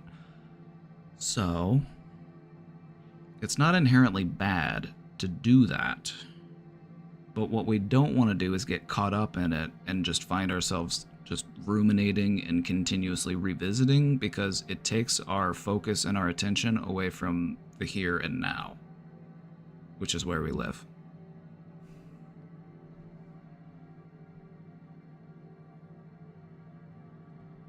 Do I have to stop? You don't have to stop. There's nothing wrong with looking back at your past and being like, that was great. But we just want to make sure that, there's still plenty of good to be had. There's, the best is yet to come. It's okay to look back through, rose-colored glasses, but we want to make sure that we're not, distracting ourselves from all of the joy and the love and the satisfaction that exists in this moment.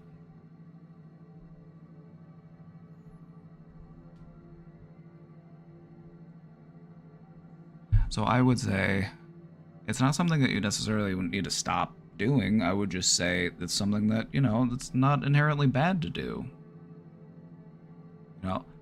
And when you say romanticizing my past, I'm approaching it from a broad perspective. I'm like, there are things that you probably shouldn't romanticize. Like, you had a shitty, abusive ex, and you're just like, but things were so much fun back then. Maybe I should get back with him. It's like, no, cut that part out.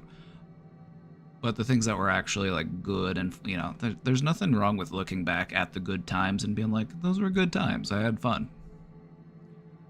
But just don't forget, you still got the rest of your life ahead of you. So there's nothing wrong with being like, all right, what can we do to, have more good times?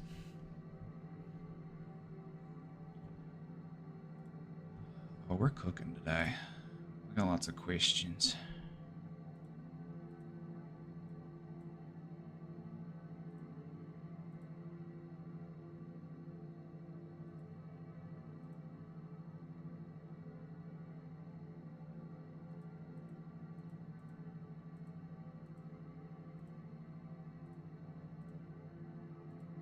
Just clean it up a little bit. Clean it up a little bit.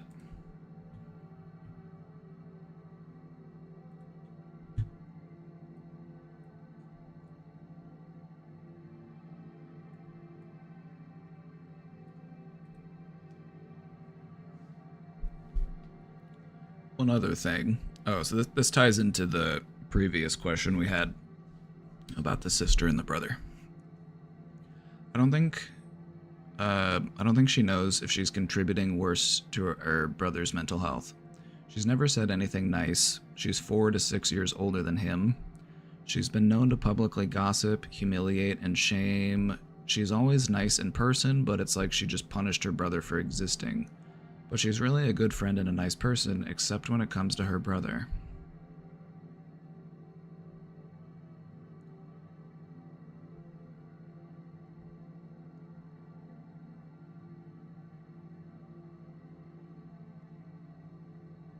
Does she always want it to be that way?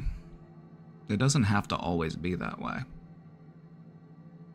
But I think that she should just try to be mindful of the fact that she's perpetuating the same type of trauma that was perpetuated, as a child.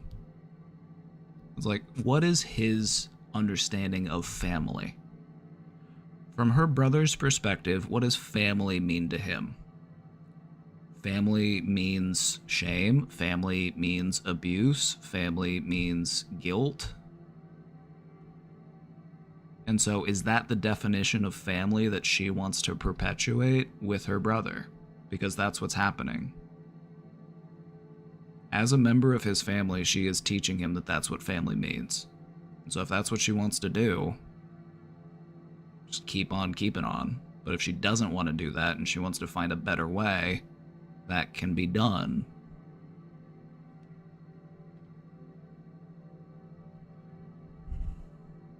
Also, just something to be mindful of. As good as a friend can be, you always want to be aware of how they treat people in their life that they are upset with, or people that are vulnerable, or, you know, that's important. That's an aspect of their personality. So.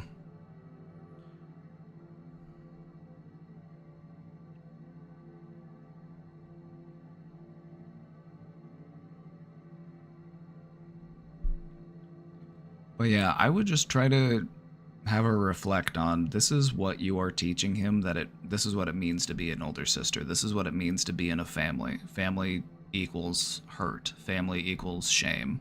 And I feel like part of that has to do with her own trauma, because family typically doesn't equal nice things, is what it sounds like. You know, if she's had, you know, a tough upbringing, then family equals hurt.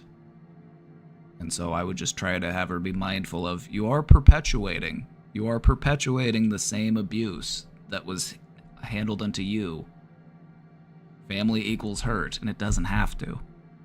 You can break that tradition.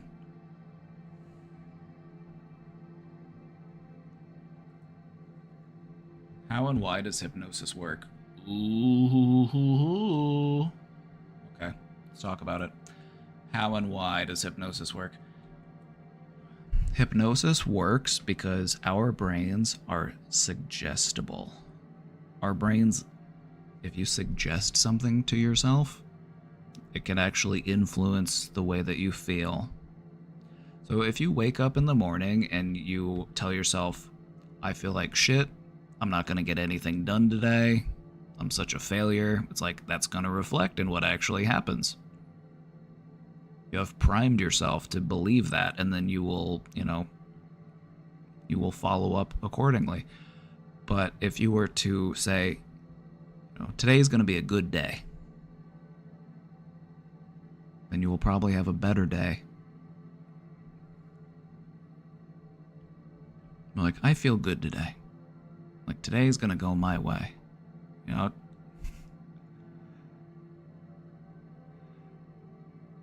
Our brains are suggestible.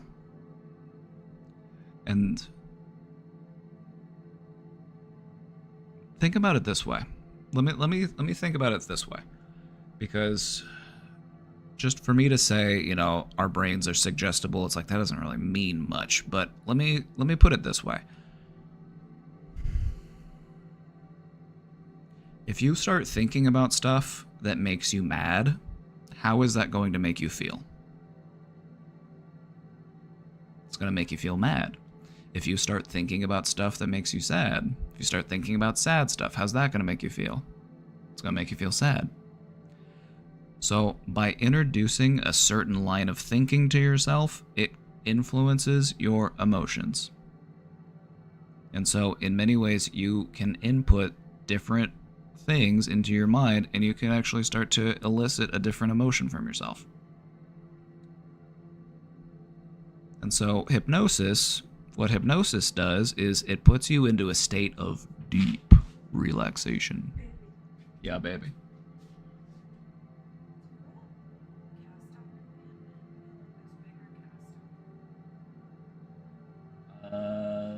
I haven't seen it since we left, so I don't know where it is currently.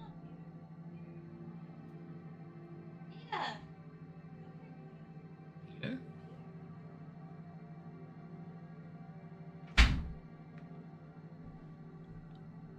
So hypnosis puts you into a state of deep relaxation. And when you are in a state of deep relaxation, your brain becomes even more open to suggestion. And so that's why it works. Hypnosis also doesn't really work if you're the type of person who's just going to sit there the entire time and be like, I'm not going to get hypnotized. This isn't going to work for me. Because it probably won't. So the more you actually lean into it, the more you just allow it to happen, the more of an effect you will get. I should hypnotize you? Maybe someday. Maybe someday. So, when it comes to hypnosis, um, don't think of it so much as like, oh, I'm at a carnival and there's a hypnotist there and he's gonna make me cluck like a chicken or something like that, because that's not really. I mean, that is a form of hypnosis, but it's not really like a meaningful and useful form of hypnosis. If you can, like, let's talk about hypnosis therapy for a second. It's like you're gonna start off by doing like 15, 20 minutes of like relaxation, and you're just gonna find yourself in this very like near sleep. You know, that time when you're just laying in bed and your thoughts are just kind of wandering, you're very relaxed, and it's just like you're right on the cusp of sleep. In those moments, your guard comes down, your defenses aren't as active, and you're able to talk about things and open up to things and actually, process things differently because you're in a state of deep relaxation. So when we say things like hypnosis therapy, you could also refer to it as like deep relaxation therapy. It's like we're going to get really relaxed, and then you're going to be in a state mentally and physically where you are more able to process things that you might not otherwise feel comfortable to do because you've got such a guard built up around it. And the hypnosis is all about, taking that guard down. So that's why it works. That's why it works. Hello, Papa Bragan. Oh, hello.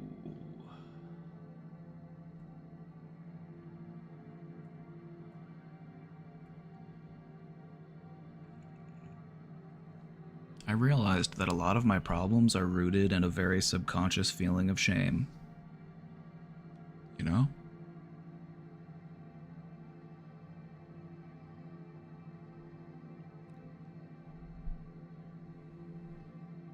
I could say that probably goes for most people.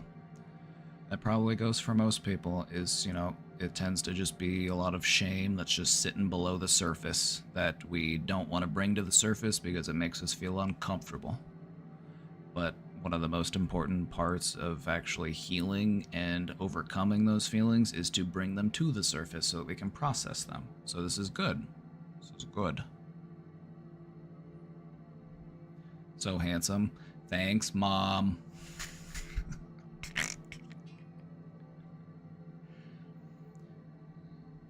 It probably stems from childhood neglect and abuse, which has been so subtle that I didn't realize it.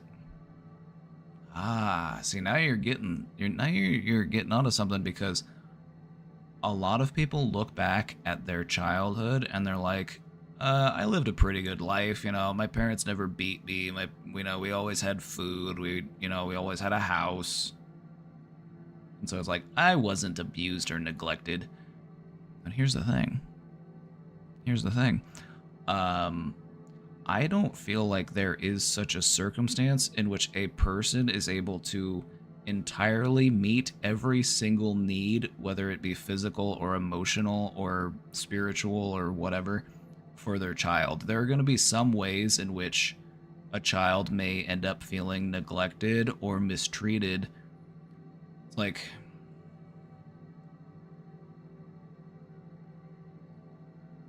because children can be very sensitive.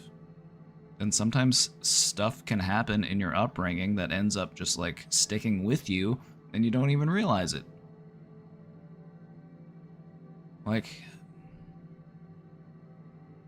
and I've noticed this just in thinking back about my life, and it's like there were things that happened that were relatively small and inconsequential in the long run. Like things that just weren't really that bad. Like, my parents were a little bit snippy, maybe they had a rough day, or, maybe they were exhausted or whatever, and it's like, oh no, but I took it personally because I was a kid. I was like, oh no, and it just like, something I had to come to deal with as an adult. It's like, oh, okay, I get it. But that's the thing, is a lot of it is so subtle that we just don't even realize that, oh, this is shaping me as an adult. That's what being a kid is all about, is it kind of helps to set the tempo and it kind of helps to shape your self-image. And so even stuff that we wouldn't even really quantify as neglect or abuse, it can still create issues with us later in life, you know?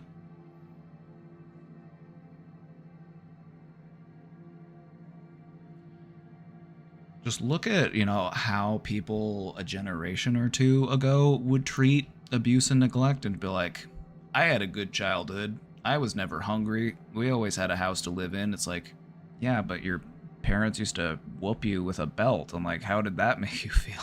Like, well, that's just the way it was. Like,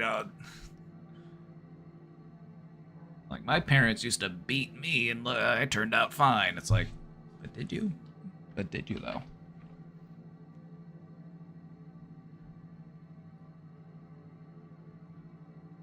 Being a helicopter parent can cause a child to not develop autonomy. That's true.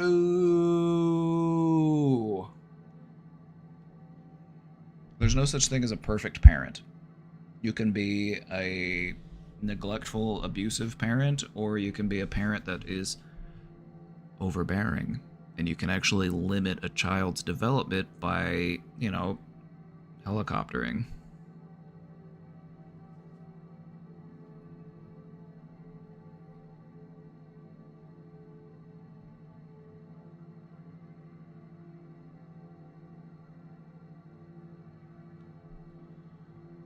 I didn't even realize that the shame wasn't normal because it was my daily experience. Right? When you're used to feeling it every day, it just becomes normal for you, even if it's stuff that sucks. Like depression, anxiety, guilt, and shame. You're just like, this is me. This is my life. This is normal. Until you realize, oh, there's a different way. There's a better path. I don't need this stuff. Why am I holding on to this? Like, well, I've been carrying it for 20, 30, 40 years, so I must need it. It's like, or you carried it so long because you needed to learn how to let it go, even if it took you decades. Like, well, I've been holding on to this for so long, I must be holding on to it for a reason. Sometimes the only reason why you hold on to stuff for a long time is so that you can learn how to let it go.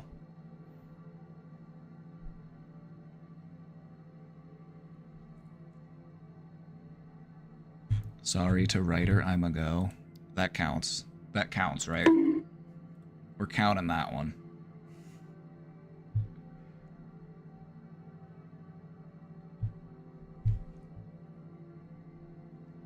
Now I'm not sure how to overcome this toxic form of shame and connect with people. I'm looking for a safe way because just putting myself out there often results in severe anxiety. Are there alternate treatment options to therapy? Therapy is not available to me. Thanks for taking the time to read and answer my question. Oh, you're welcome. You're welcome. You're welcome. Also, we're ad walled right now. There's an ad that just popped up, so I'm going to take a moment, questioner, because I don't know if you're subscribed or not. And I don't want to answer your question when there's an ad going on, so I'm going to take a minute to say that now would be a great time to subscribe if you're not subscribed. Or if you see anybody in here who isn't subscribed, consider being a kind and generous soul and gifting a subscription. It helps me buy food, so thank you.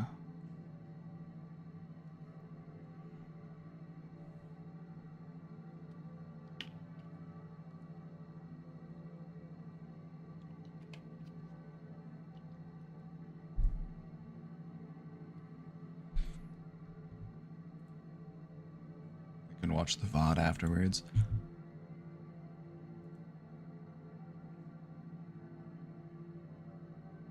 I mean, you're not wrong. You're not wrong. I'm just trying to be nice.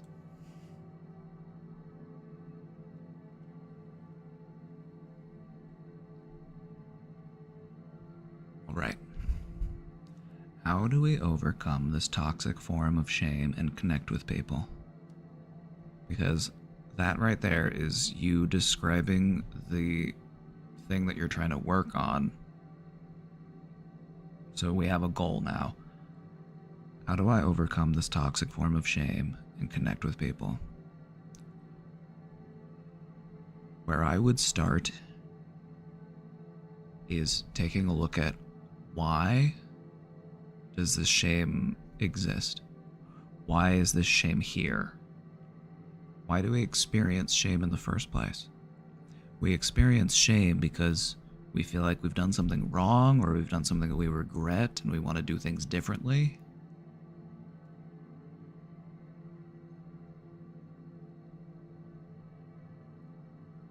So when it comes to feelings of shame that exist within you or within me, we want to try to answer that question of why is this shame here? What is it trying to motivate me to do? What was it that I did that I feel was wrong? And is there something that I can change so that I'm no longer acting in a way that is shameful?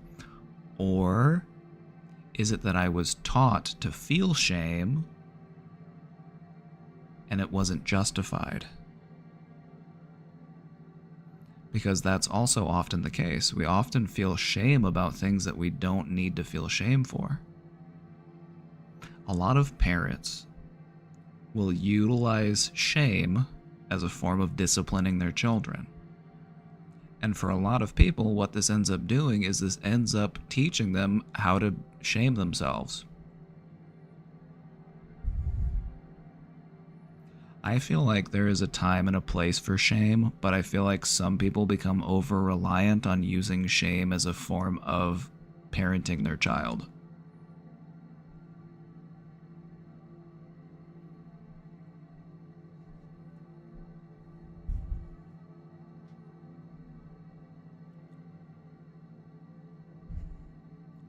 I would also recommend, when it comes to overcoming it, open yourself up to this belief. I am working on letting it go. I am working on letting go of the shame, and I'm working on becoming more connected with people. Because when you put yourself into that mindset, it can help you to figure out what your next step is in making that happen. And so it's not about knowing how to do it, it's about figuring out how to do it. And the way that you begin that process, the way that you start figuring it out, is by identifying that's the direction that I'm headed. I am in the process of figuring it out. And so, taking it one step further, what I would recommend is whenever you feel those feelings that you're trying to distance yourself from, those feelings that you're trying to let go, just take a moment to pause, identify them for what they are, and just ask yourself, is this helping me or is this hurting me? Is this something that I want to let go of? Or is this something that I want to keep? Also, one of the things that I cannot recommend highly enough is to try to appreciate your own progress in such a way as whenever you find yourself feeling shame, or you feel like I'm not connected with people, or whatever it is that you're trying to work on, instead of feeling bad about yourself, try to feel a little bit excited. Hey, this is that thing that I'm trying to work on, and I can't work on it unless I feel it and I experience it. So this is actually an opportunity for growth. This is actually an opportunity to work on that thing that I'm trying to work on. It's a way to break those old patterns, to approach it from a new direction. And so that's something that I really want people to do more, is whenever they find themselves feeling anxious or feeling stressed or feeling shame or whatever it might be that they're struggling with, instead of beating themselves up and just making themselves feel worse about how they're feeling, try to feel, oh, okay, this is an opportunity. This is an opportunity to practice how I handle this.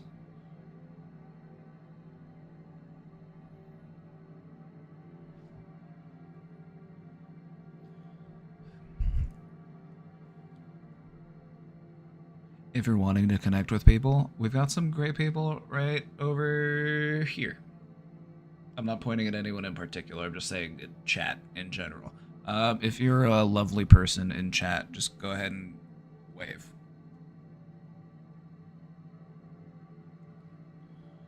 We got a lot of beautiful, lovely, wonderful people in chat here, so just go ahead and say hi. Just go ahead and introduce yourself.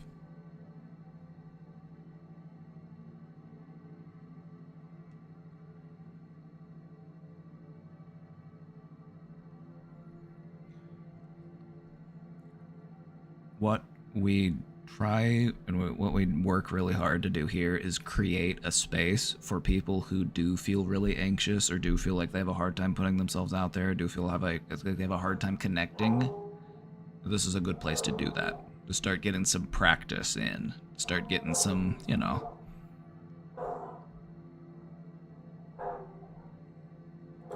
start working on it a little bit. Now, as far as alternative treatment options to therapy, there are a lot of things you can be doing at home. So let me give you an example. Let me show you something that you can do. You go online and you type in. We're gonna do social anxiety, and the magic words here is workbook, PDF.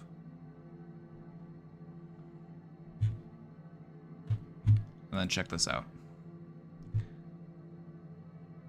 1, 2, 3, 4, 5, 6, 7, 8, 9, 10, 11, 12, 13, 14, 15, 16, 17, 18, 19, 20, 21, 22, 23, 24, 25. So many workbooks on how to deal with social anxiety. Let's click on the first one. This is just the top result. 13 pages. Let's see what they're all about. Understanding social anxiety. It's a good place to begin. Reasons for social anxiety, what causes it, another really important thing to understand. How to manage it. When it comes to dealing with social anxiety, a lot of what you're doing is you are dealing with these negative automatic thoughts. You have these thoughts that exist because these are the thoughts that you are accustomed to using, and these are thoughts that beat you up. They don't help you. And what you are trying to do is you're trying to catch these thoughts as they pop up. So if you have a thought that says, people think I'm weird, instead of going along with it and being like, yep, that's real, that's true, that's the way that I need to think, say, aha, these are one of those thoughts that I'm trying to change. So what is an alternative thought? What is something that I can do instead? Because this is what it's all about, is you are trying to catch yourself in the act of thinking your old way of thinking, so that you can practice a new way of thinking. It's the simplest way to describe it. The real work of therapy is done outside of the therapist's office. And so you can do a lot of good for yourself just by learning and reading and practicing. That's the real work of it. So yeah, great little workbook here.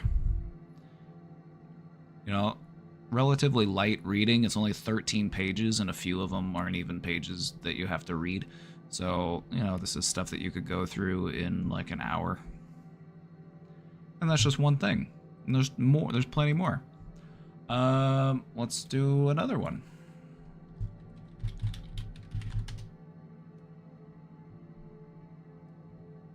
There are workbooks on how to let go of guilt and shame. And we also refer to this as self-forgiveness.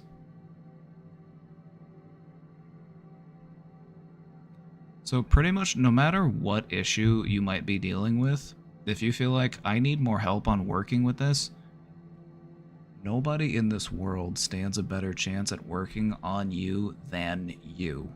Like, who could really change your mind? You are the only one that can do that.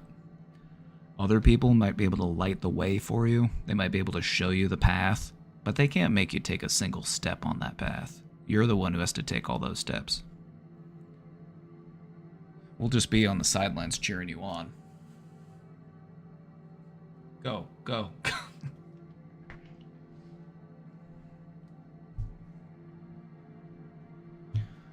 So this is something that I always, like to recommend to people as some great extra supports. There's plenty of like free workbooks you can find online. The key here is just type whatever it is you're dealing with, and then add the words workbook PDF, and it'll pull up some actual like things that you can do, things you can work on. Now, I can't speak to the quality of all of these workbooks because I haven't read all of these workbooks, and some of them will probably be better than others. Just find something that you vibe with. Find something that works good for you. So that's a great way to do some work at home without having therapy accessible to you. Also, that's part of why I'm here. That's part of what I'm here for. Because I have done therapy. I've, done therapy with people. I've been a therapist. And I am well aware of how inaccessible it is to so many people. So I've kind of taken on the position of helping people to become better self-healers. You know what I mean? Why haven't I thought of Googling this earlier? Because if you had, then you would have.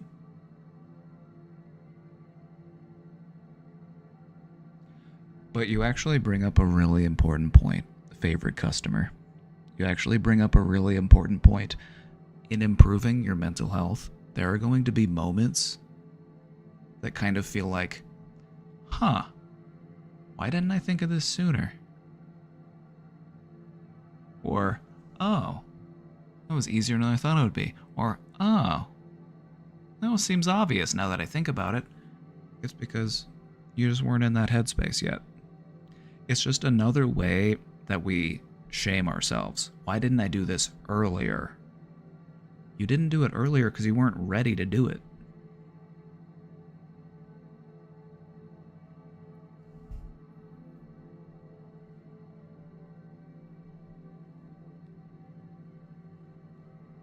Don't ever beat yourself up for not doing something sooner. Celebrate the fact that you're actually doing something now. It's the only time you could do something about it is now. Best time to plant a tree was 20 years ago. Second best time to plant a tree is today.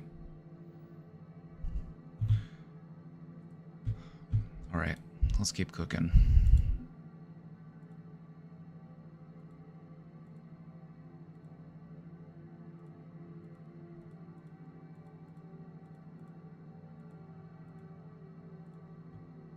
This next link is to a TikTok. Let's go ahead and check this out. Sorry, not sorry.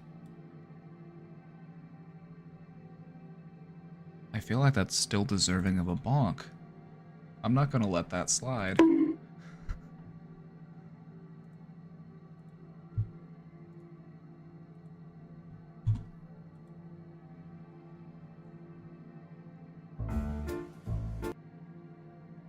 This cat again. It's this cat again.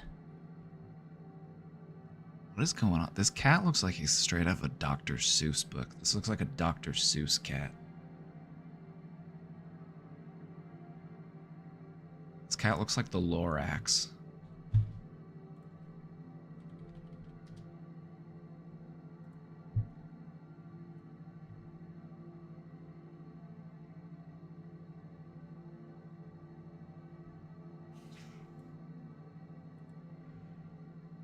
I feel like this cat's gonna start speaking to me in rhymes.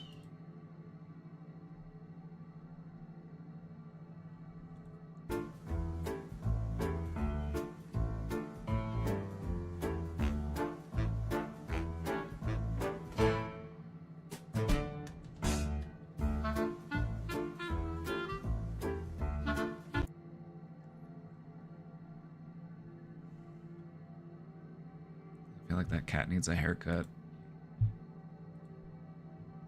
Honestly, though, good luck giving a cat a haircut, though. That's tough business.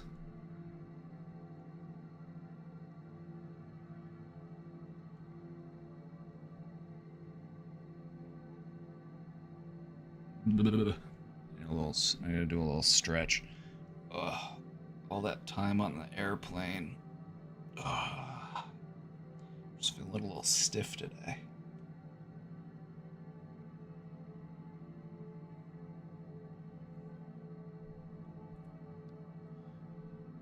Why is it that men in poly/open relationships almost never want their women to date other men, but are totally okay with them dating women? Do they not view other women as actual competition?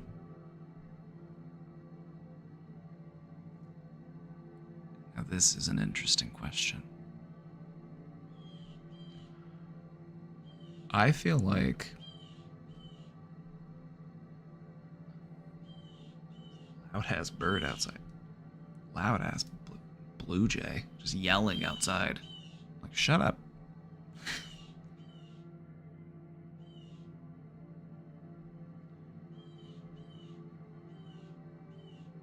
Oh, it's a blue jay. Blue jays make some of the most they're like wah wah wah.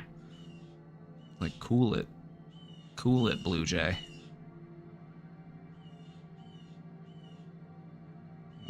If he doesn't shut up, I'm gonna have to shut the window because he's right outside my window just screaming.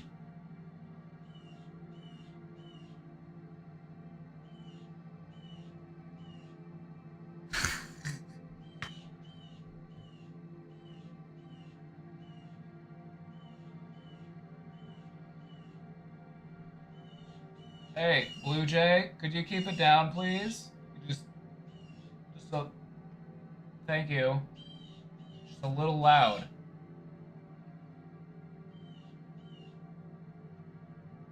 Just turn it down a little. Thank you. I'm trying to do a show here.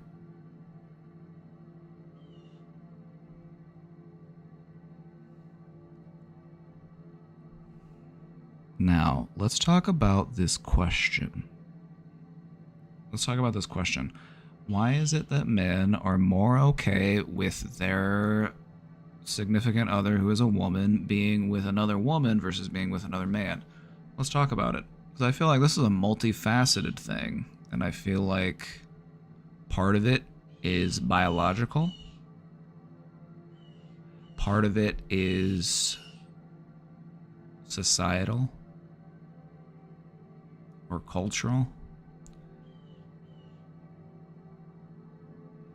If you look at this from a purely evolutionary standpoint, if you look at this from a purely evolutionary standpoint,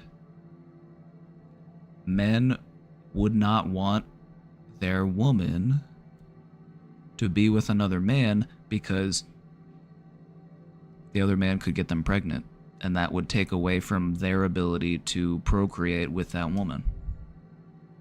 Just from a purely evolutionarily, like, biological perspective.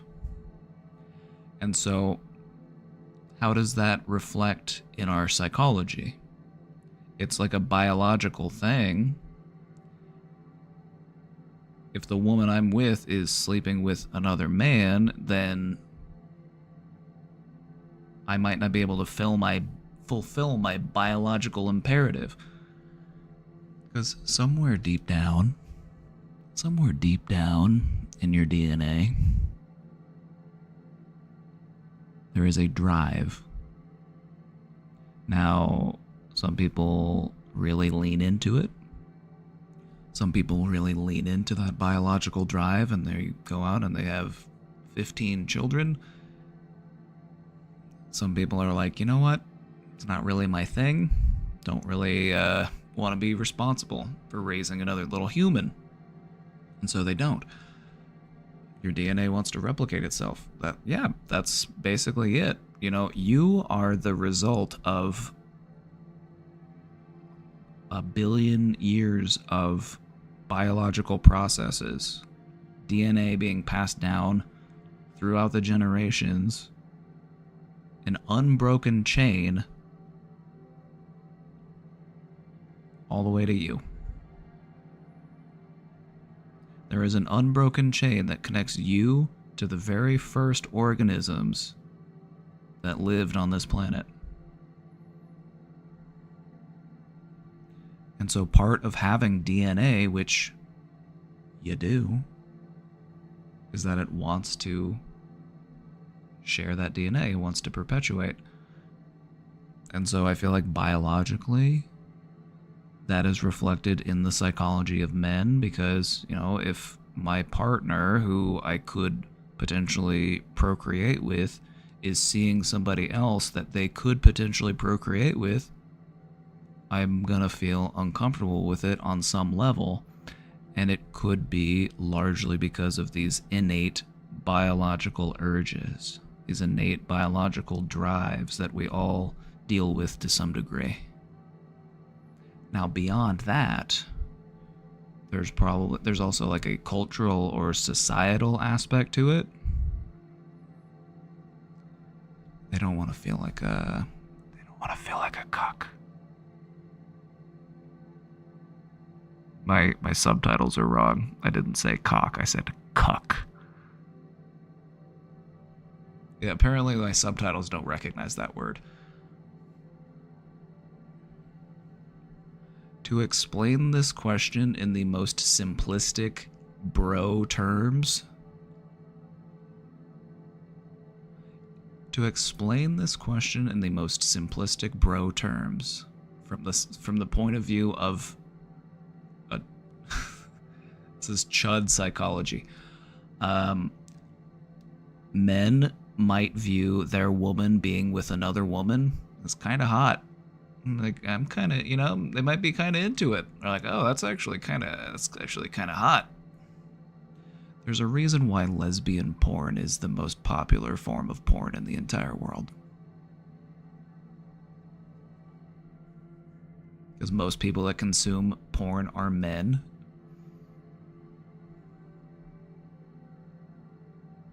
And a lot of men think that it's kind of hot.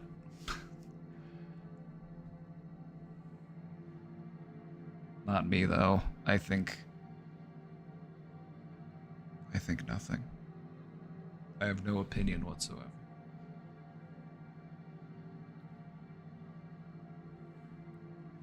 Just from the perspective of a guy, though, it's like thinking about the person that you're sleeping with, doing the dirty with some sweaty, hairy, grunting dude is way less appealing than perceiving them or imagining them doing it with another woman.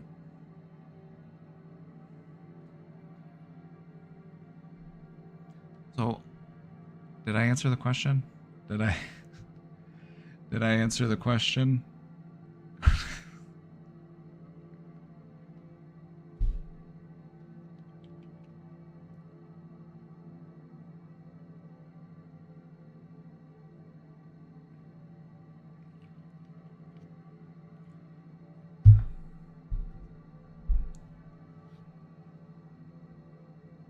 Just think of it in the most grug caveman way possible, and then this question will make sense, or like, it will make sense.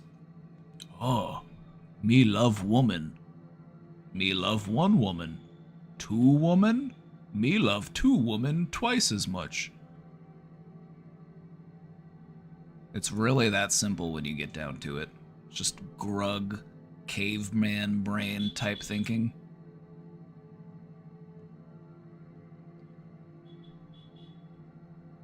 All right. This is gonna get a little we're gonna get adult rated for just a moment here. We're gonna get adult rated here for just a moment. Because I want to share with you another aspect of the biology involved and why it contributes to this type of thinking. Consider the shape of the phallus. One of the things that it is shaped to do is, if there is it's gross. It's gross to think about. And so I feel gross even talking about it. I feel like we're in health class. Just pretend we're in health class for a minute. One of the reasons why the ding dong is shaped the way that it is because it will pump out other seed that might be in there thus giving you a better chance of passing along your seed. That's why it's shaped the way that it is. Now you know. Now you know. Alright, we're moving on.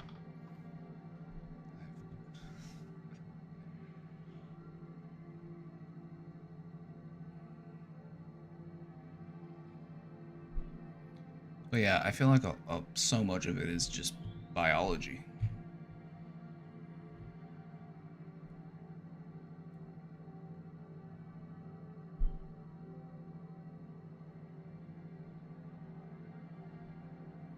But no, you really do have to think about it from a caveman perspective.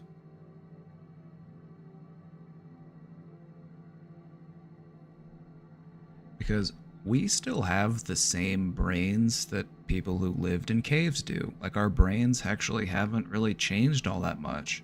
If you went back in time and you found a baby living in a cave, and then you time traveled and you brought him to the future, you could raise them like a modern human and they wouldn't be much different from you or I. And so we're still running on the same hardware. It's just that we've got upgraded operating system.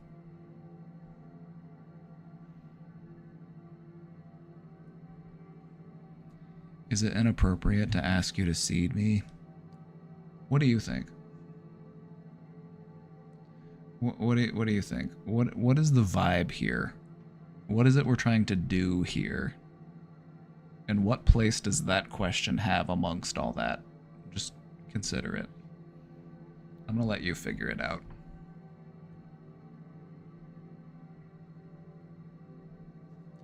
Hey Papa, I am so sick of the doomers.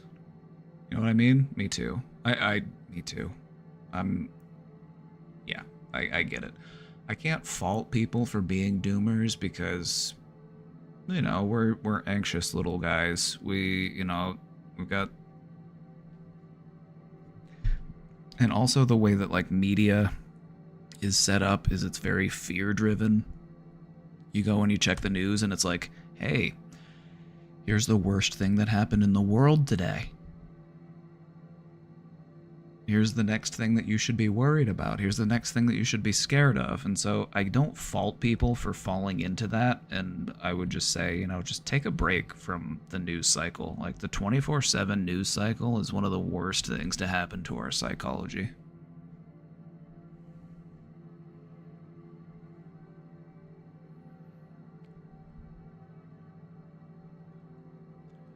I'm so sick of the doomers. Every person I speak to is so damn upset with everything in their life. Nothing is good enough, and it's so irritating to deal with and hear about it. While I'm here doing the same. Lol. How can I cope?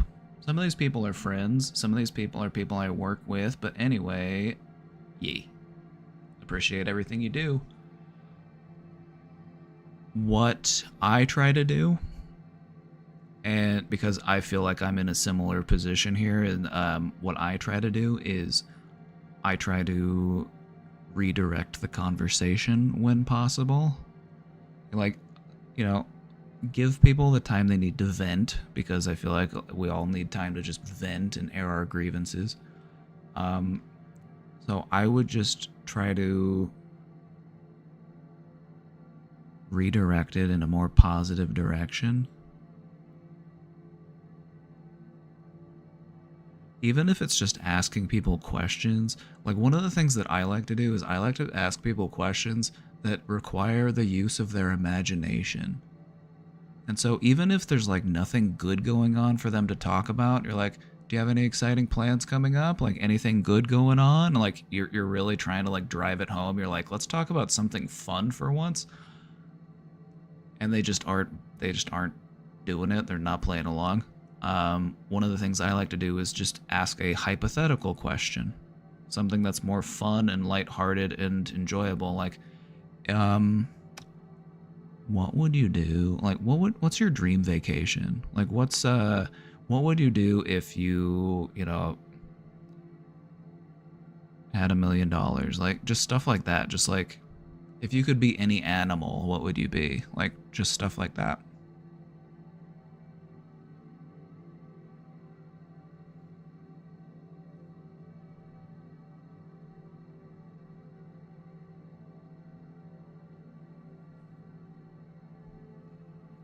So I would just say sometimes you just have to be imaginative. See any good movies lately? Do you have any shows or books you could recommend? Just like nudging the conversation in that direction. Because I get it. The world is a stressful place. There's a lot of stuff that goes on in the world that just really fucking sucks. And it's okay to not talk about it 24/7.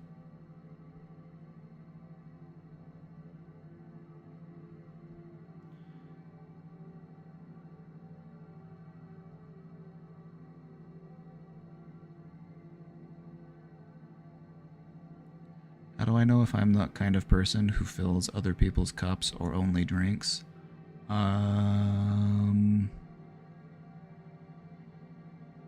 For every compliment you receive, try to give 2 compliments. And if you don't receive very many compliments, try giving more compliments. And then people will start complimenting you because I'm like, oh, they're so nice.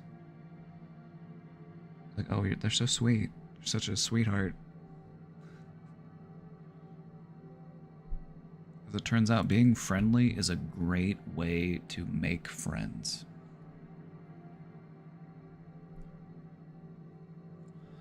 So yeah, how do we cope? I would just say, just try not to take it so seriously. You know, people are just processing their feelings in their own way, and sometimes it's annoying or it's irritating, and just recognize that they're trying to cope too. You know what I mean? Like we're all trying to cope in our own ways. Show them a different way to cope.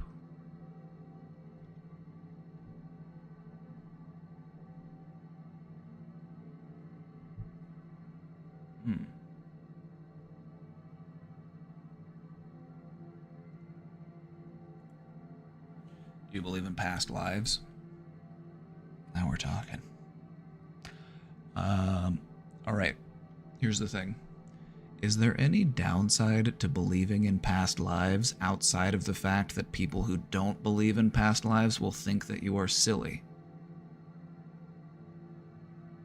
Is there any downside to believing in past lives? This could also go for anything. Aliens, Bigfoot, you know, the Loch Ness Monster. Is there any downside in believing in past lives outside of the fact that people who don't believe in it will try to make you feel stupid for believing in it?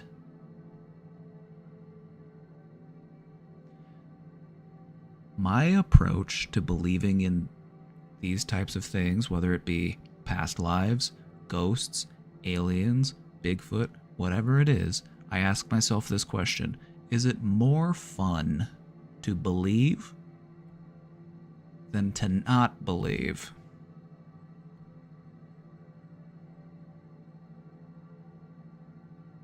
I've found that in many things it's more fun to believe. Now, just because you believe it doesn't mean you have to be all that serious about it. You don't have to take it super seriously. I just feel like it's just more fun. It's just more fun that way. Like, why not? It's a harmless belief. It's like believing in, you know, tarot or horoscopes or anything like that. It's like, where's the harm in it? Does the belief even serve you? I like to believe that it does. I take a look at all these past lives and be like, sometimes I feel like it can give me strength. You know, I think back and I'm like, you know, just a few hundred years ago, I had it really rough.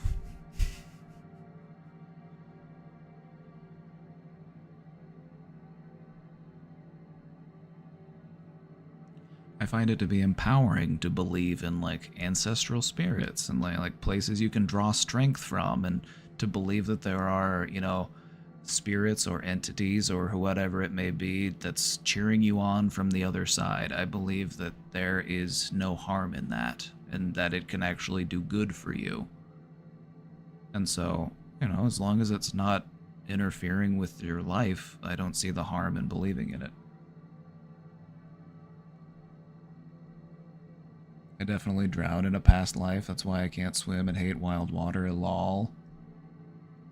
Tanutuva, you gotta learn how to swim. You gotta learn how to swim so you don't drown in this life. That's the whole point of learning how to swim, is so that you can swim.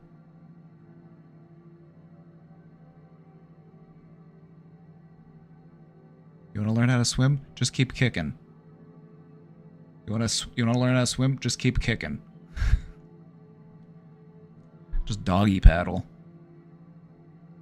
Swimming isn't that bad. Like, you can stay afloat by just doing the doggy paddle most of the time. Like, if you don't have to swim for hours. Like, if you're out in the ocean and you have to stay afloat for like hours or something, it's like, yeah, you actually have to know how to do that. But for most incidences where you have to swim, it's like you can make do by just doggy paddling. It's like, just keep kicking.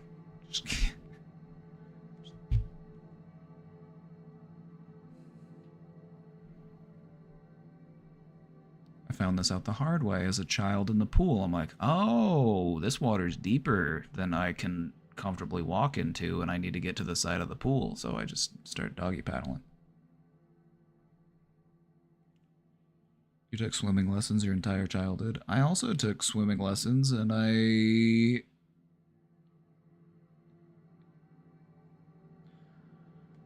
thing about learning how to swim is it's about how to stay afloat while not overexerting yourself.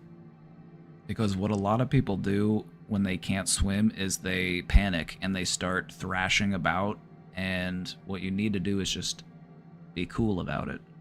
You just need to try to be calm and just not tire yourself out, because that's why people end up drowning, is because they just exhaust themselves.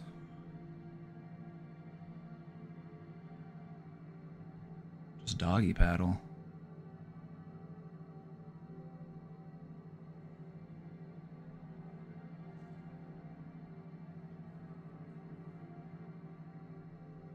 Or just float on your back. Just float on your back. That's also another good way to stay on top of the water, is just take a big deep breath and then go on your back, and then all of that air that's in your body will help you to stay afloat. Let's learn to float and tread water first. I'm still not all that good at treading water, if I'm being honest.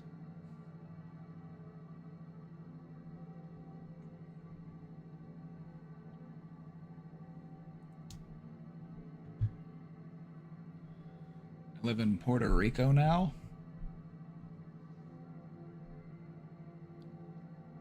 Used to live in the States for 24 years of my life. I'm unemployed, can't get a job because I need to know the language, and there is no language resources like ESL Spanish as a second language classes for low-income people. The US government for you, right?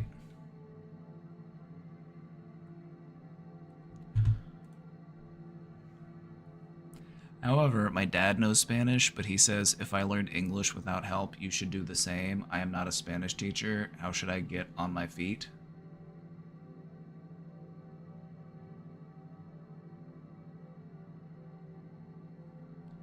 Alright, let's get some tips. Some tips and tricks on learning another language. One of the best ways to learn a language is by immersing yourself in that language. So just spending time around people who speak the language.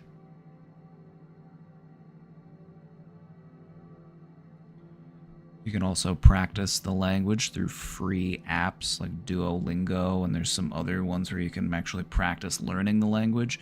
Because if you can learn enough of the language to start navigating, that's a good place to start. You learn enough of the language to start getting around, and then you learn the fundamentals of the language, and then after that, you start to learn the vocab. So don't stress yourself out, because this is one of the things that people will get too stressed out on when it comes to like learning a new language. They're like, "Oh my god, I'm going to have to learn all the words." But that's not true. That's not true. All you really need to know is how to say in whatever language.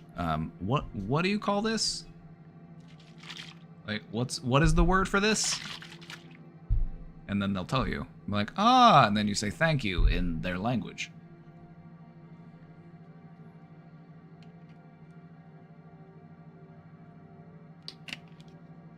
Another really important phrase to learn. Am I saying this correctly?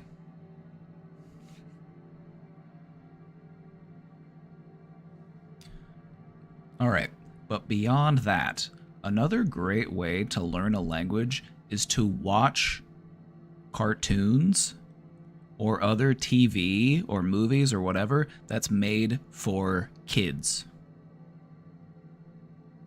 Because these types of shows are made to help kids learn how to talk and help them learn the language. And it can do the same for you as an adult, because it's going to be like, for the most part, like pretty straightforward, like stuff that you'll find applicable in many different situations.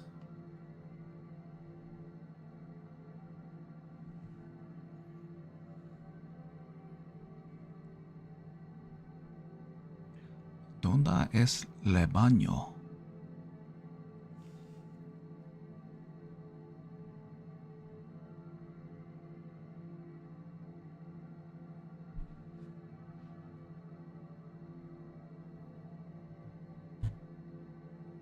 I would say those are some great ways to learn the language. Just give yourself some time. It might take you a little bit to get the hang of it, but you can learn enough of it pretty quickly to be able to feel more confident, and then just allow yourself a few months to actually just start soaking it in.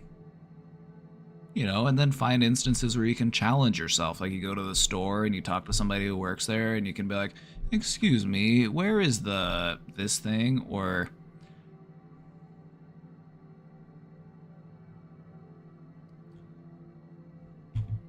But yeah, totally doable. Totally doable. But yeah, I would recommend, checking out a free app. It's a great way to get your feet wet. Great way to start immersing yourself. But then just knowing the right phrases. Where is this place? What is this thing called? What is the word for this? Learning another language isn't just about knowing all of the words. It's about being able to know how to ask people what the right word is in their language. Like, you don't need one Spanish teacher. Allow everybody who speaks Spanish in your region to be your Spanish teacher. And as much as your dad likes to say, "I'm not a Spanish teacher," you could still respond with, "Well, I still want to learn from you."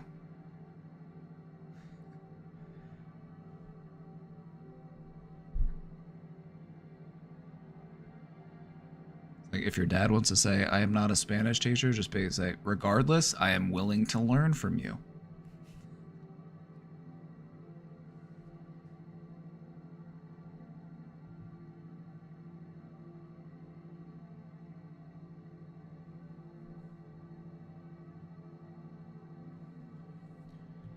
Hi, Josh. Hello. I'm gonna shrink down a little for this one. I finally met my nephew a couple weeks back, and it was wonderful. Nice. My brother still hasn't brought forward the idea of my parents getting to know their grandkid, but I am a little hopeful it may happen someday. Anyway, when I visited, they mentioned it was a pain to always warm the bottle for the baby since he's been a bit gassy. So I ended up buying them one of those little baby bottle makers, kind of like a Keurig for babies. Oh yeah, it's like one of those things where you like put the bottle in it and it heats it up to the right temperature. That seems like it would be a great thing to have. I mentioned I bought it, and my brother legit said, I hope you still have the receipt. Thanks, but it's not necessary. And I kind of felt some way about it, lol. Alright. As out of pocket as that was, this is the parent of a young child. And I feel like a lot of your social delicacies tend to go out the window when you're dealing with a baby. You're having to change diapers, your sleep schedule's all messed up, you're getting puked on, you're getting pooped on, it's just messy. Messy work, alright? So, I wouldn't take it personally. This person is trying to raise an infant, and that's terrifying. So, I wouldn't take it personally. When it happened, I wasn't mad at him for the response, really, but more pissed at other things that were coming up. My brother was a huge ass when we were kids. Well, to be fair, he was a kid. And kids don't really have proper social norms. That's what being an adult is all about. It's about growing up. I was wondering if this is a normal response or if I just overreacted. I didn't say anything to him and just kept those feelings to myself. If you didn't say anything and you just kept those feelings to yourself, then I wouldn't say that you overreacted. I mean, you're valid in feeling disrespected because what he said was out of pocket and it was rude. Like, when is that ever even necessary to say, like, I hope you still have the receipt? Like, if I'm gonna, okay, like, this is just, and I'm gonna give your brother some grace here because he's trying to raise a baby, and that sounds terrible. But if you're gonna return somebody's gift, don't tell them. Like, that's never necessary. Be like, the present you bought me, I don't want it. I'm returning it. Like, you never need to sell that. You never need to say that to a person. You never need to say that to a person. Just do it and then don't tell them about it.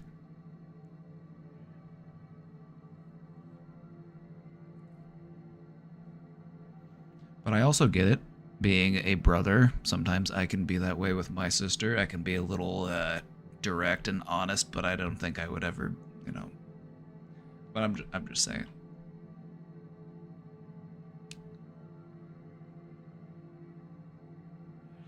I feel like this is one of those things where it's like, if you want to rub his nose in it later and you want to bring it up and talk about it, then that's fine. But I feel like, you know, I say it to my mom all the time. If I don't, my house would be filled with random stuff.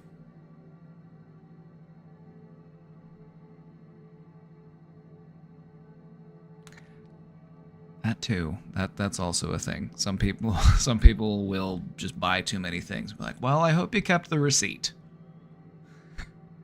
We already have a toaster. We don't need a second toaster.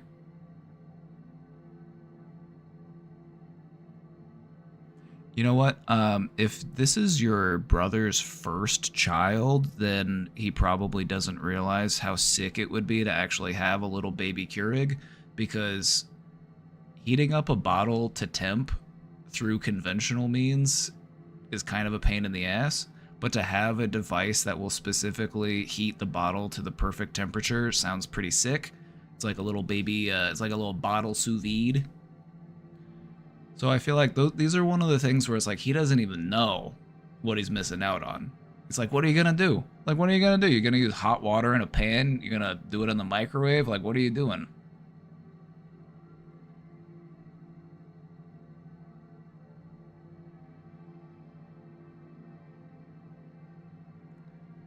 Maybe he's the one not making the bottles. Who's making the bottles? Right? Who's making the bottles in that house? Is it him or is it the mom?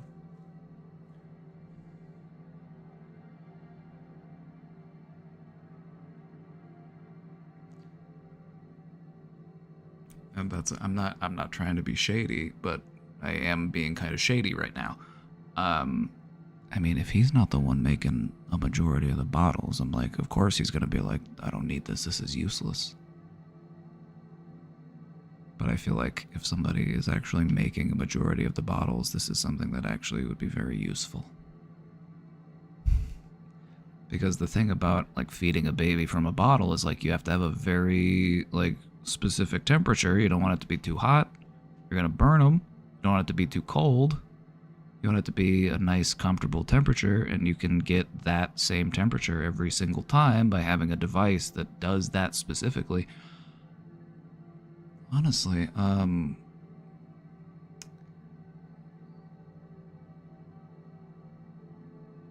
think next time I'm gonna ask his fiance instead of him, right? I'm like, if the fiance is the one making most of the bottles, like, she'd probably love it.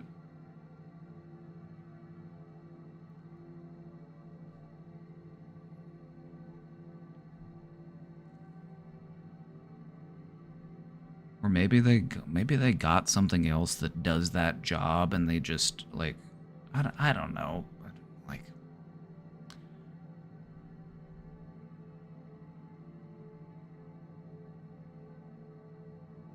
I don't know. You didn't say anything. I couldn't say that I wouldn't say something because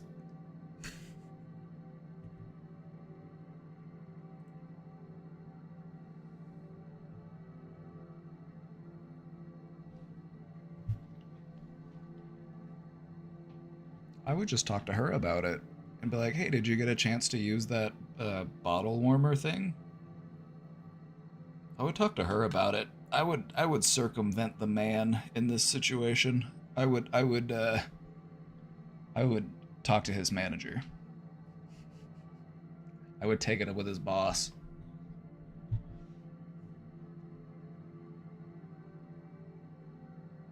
It's like, all right, we're gonna take this upstairs.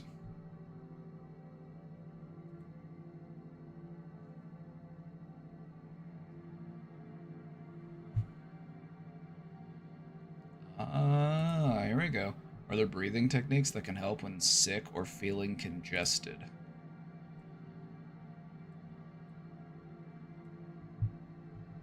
All right.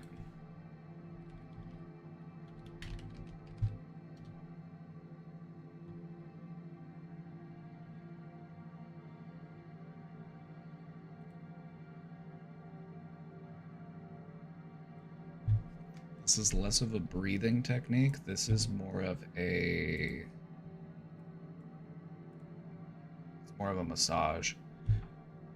If you feel stuffy and congested, you can actually do different types of massages that can help to relieve that pressure and to actually drain your sinuses. And so it just has to do with touching it in the right spot. So you have sinuses that are up here, and you also have sinuses that are down here, and so you can go along your cheekbone and just kind of work it a little bit. Just try to open that stuff up. Also, using stuff like Vicks, like Vapo Rub, and like those can also really help to open up your airways if you're feeling congested.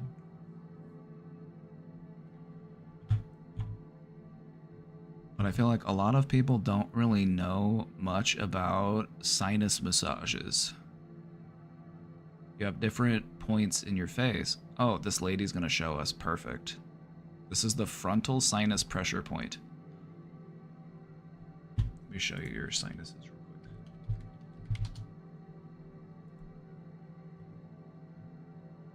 These pictures are creepy.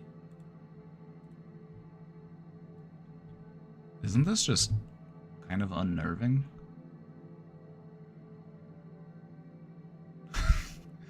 But anyway, your main sinuses are up here and down here.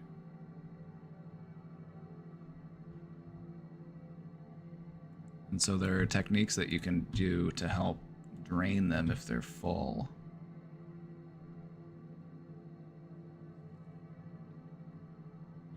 I've read that humming has been proven to be effective at shortening the duration of colds. See, now that's one of the weird things that I'll get into. Like if I feel pressure in a certain part of my face, I will try to make a sound or like a hum or something that vibrates that part of my face. Because when you make sounds, it causes vibration in your facial bones, and if you make the right sound, the resonant frequency, you can actually vibrate different parts of your face.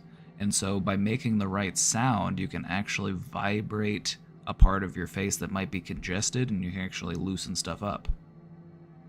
Like throat singing? Exactly. Exactly. Because one of the things that they do in certain styles of throat singing is they push the air up into their sinuses to create those types of overtones. Like,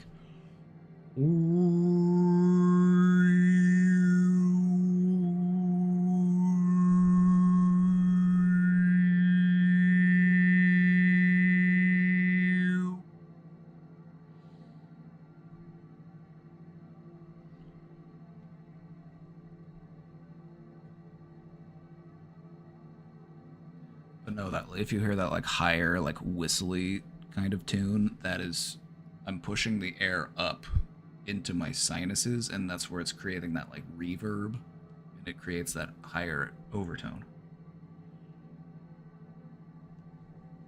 Oh my goodness, it's 7 o'clock already. Oh. Oh, I'll take it. Oh my goodness. Looks really good. I made the gravy from scratch. Oh. Okay, work. Steak and broccoli and rice. She made mushroom gravy.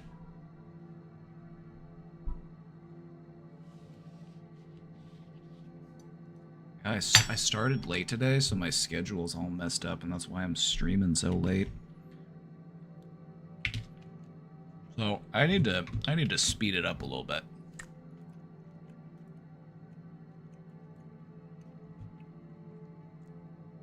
I need to speed it up a little bit. I need to get cooking. So I'm not gonna watch all these videos. I was gonna watch these videos, but I'm not gonna watch these videos. But if you want to clear your congestion, I would recommend into looking up some of these sinus massage techniques and giving these a try. They can really help to like get some drainage if you feel backed up or blocked. Or try humming. Just hum like and then try to feel where it's vibrating within your face. And then try different tones, different pitches and then feel the vibration kind of moving around in your face. And then try to find the right tone that can... If it feels weird to do this, do it in the shower. The shower is a great place to do it because the heat and the steam will also help to loosen things up. And so if you're in the shower and you're like...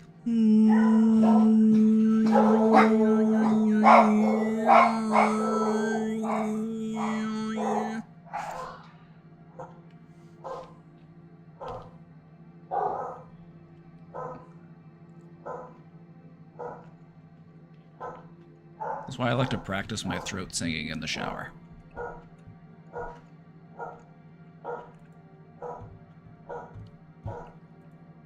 So yeah, I wouldn't say that those are breathing techniques, but those are some great ways to help feel relief if you're feeling congested or, you know.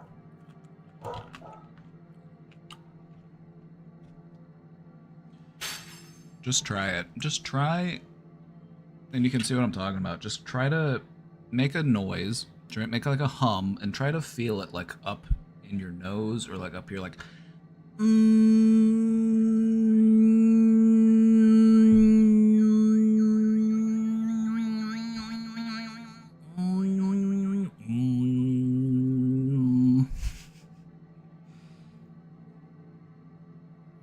what you'll notice is that the vibration will move depending on the sound that you're making, and so if you can find that spot that's congested and you can vibrate that part, it'll knock some stuff loose.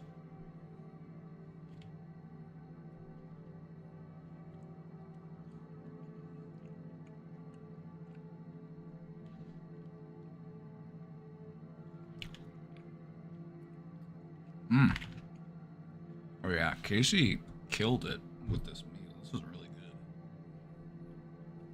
She made a steak, mushroom gravy, some brown rice and quinoa, and some roasted broccoli.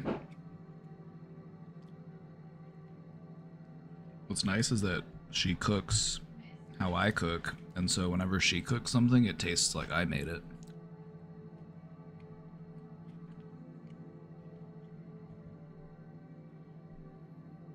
Oh yeah, it's good. Oh, and she got a really nice cook on that steak too. She got a great sear.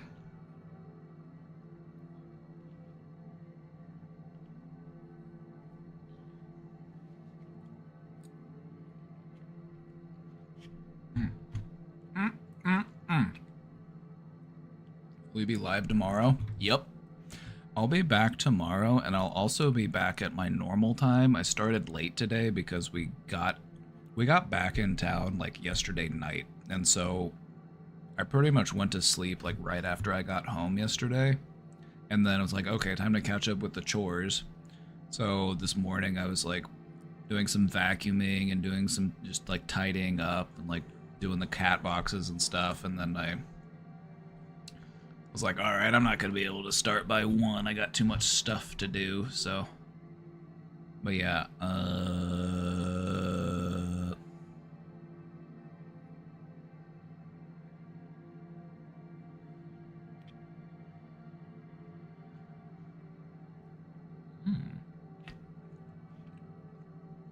yeah, I'll be live tomorrow at 1 Central.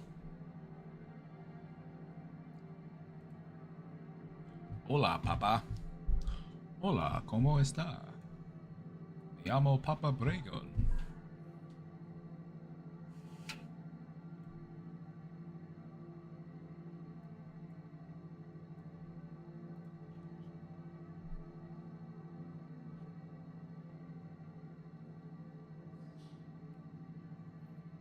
Thinking back to that question about learning Spanish, there was a while where I worked in a kitchen, and a lot of the people that worked in the kitchen spoke Spanish.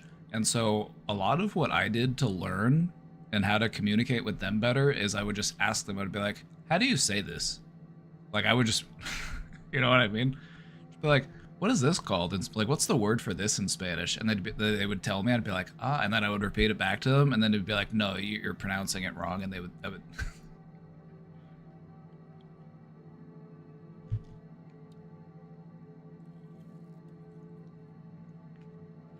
like, KS?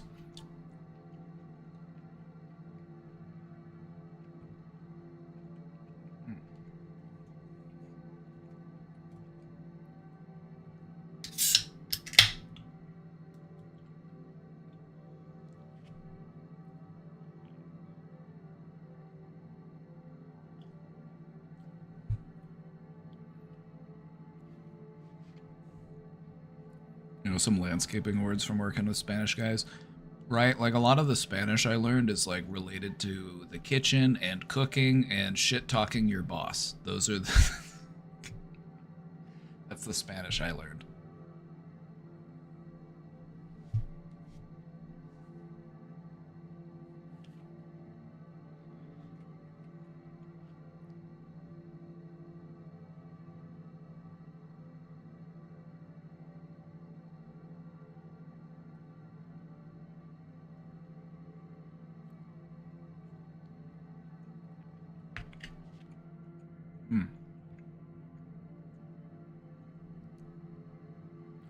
Hola, papa. So, I have 2 really good friends who are men. Both are in serious long-term relationships. I'm in a relationship as well, but my partner is pretty confident in me. I rely on these friends heavily since they have helped me out so much. I would truly do anything for them.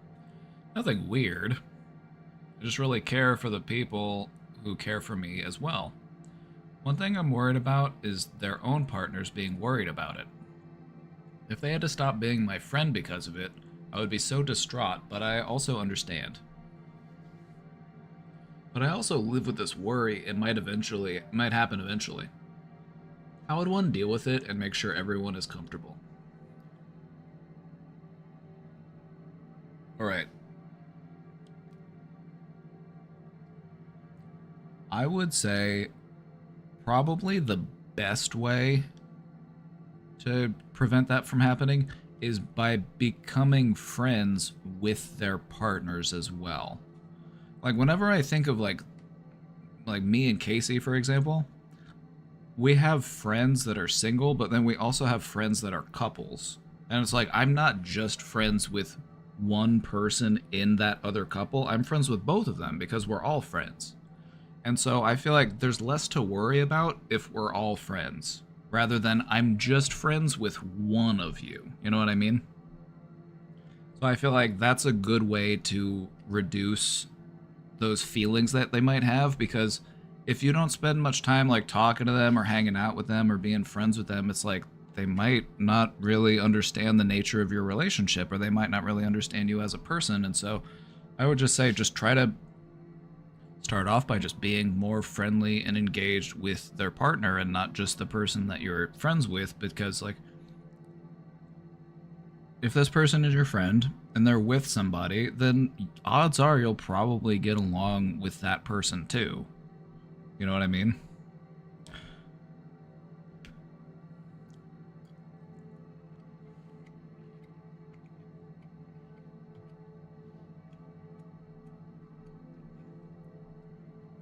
So that being said, that's how I would deal with it. I would just try to be like, hey, we never got to hang out so much. Do you want to go out and grab lunch sometime? Or just maybe go out with just their partner and just get to know them a bit better so that they don't have to, you're not like an unknown.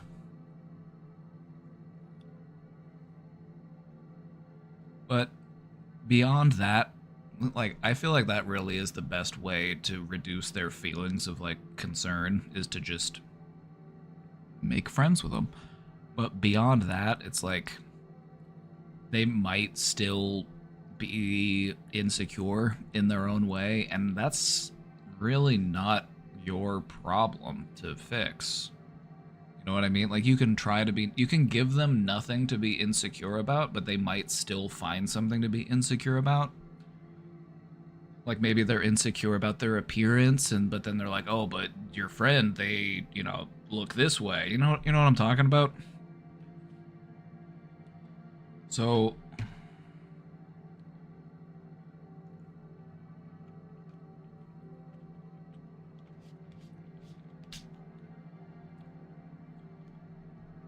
yeah. Like you aren't responsible for anybody else's insecurities. And you can try your best to make sure that everyone is comfortable, but people will still find reasons to not be comfortable because of their own insecurities. And so I would just say just try to spend more time with the partner if they seem interested in doing that. Just being like, just get to know them a little bit.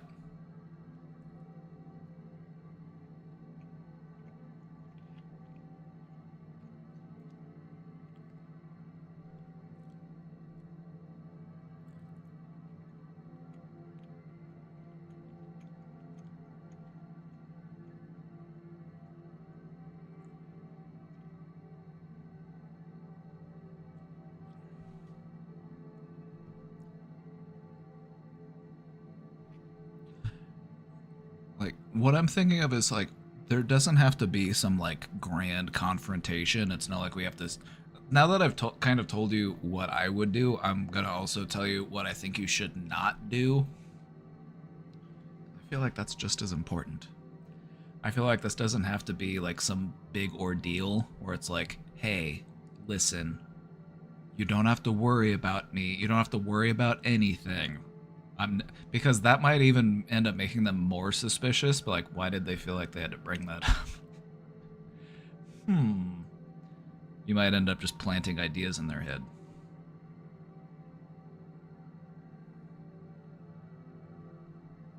I would also say just continue to be a friend to the people that you are friends with. Just keep talking to them, keep engaging with them, and there will be times in our lives where we find ourselves more distant from our friends. Life takes us in different directions, but that doesn't mean that we can't find our way back together. And sometimes when we become committed in a relationship with somebody else, they tend to become a priority for us, and we spend a lot of our time and energy focused on this person. And so in some cases, it will detract from your ability to like spend time with other people. Not necessarily a bad thing,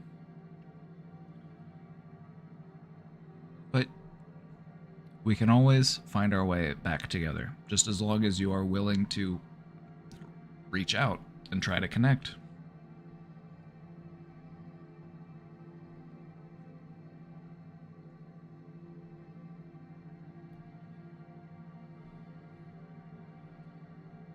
God, Casey killed it on this steak. I'm honestly impressed. She's got a great sear on it. It's cooked evenly. It's cooked perfectly. It's seasoned to perfection. I'm like, proud. I'm proud right now. I'm gonna go give her a hug after this. Tell her how great of a job she did.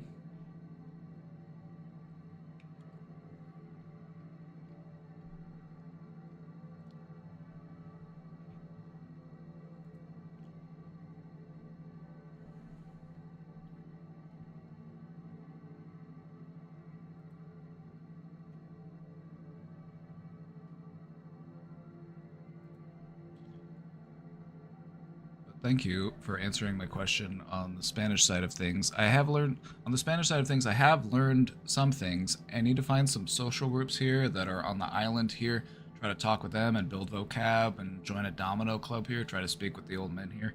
I think those are all great ideas. The best way to learn a language is to just surround yourself with people that speak that language. And just in time, like, things will start to click. It's like it's kind of like code switching. Like, your brain will just start to like passively pick things up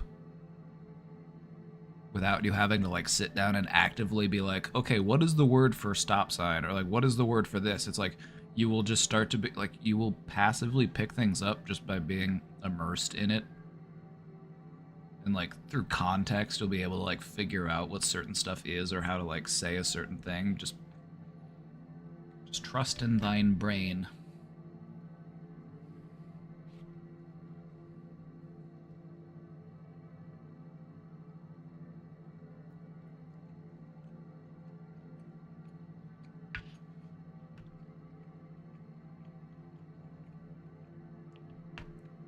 Well, that sounds like a great plan.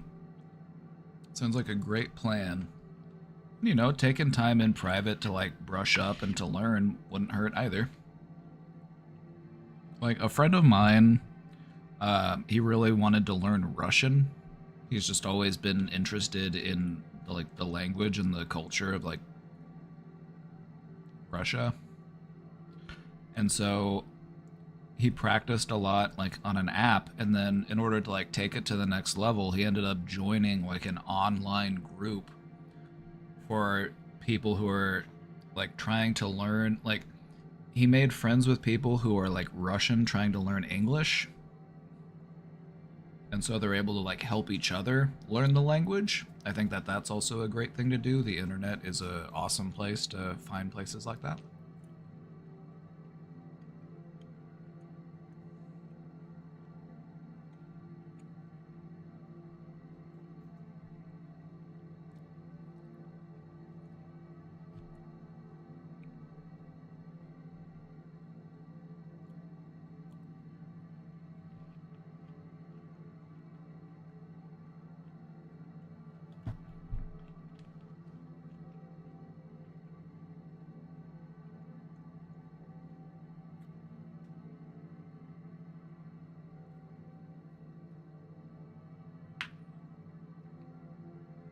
Would love to learn Russian to see what Lenin wrote, not gonna lie.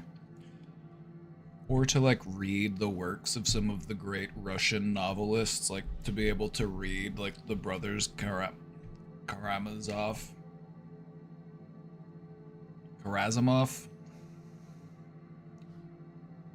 To be able to read Dostoevsky.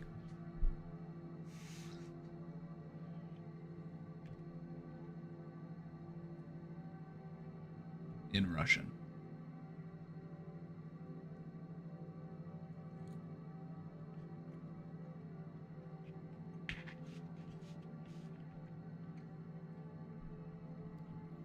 One of the things I've found is that in learning a language, you can kind of get into the mindset of the people that speak that language. Like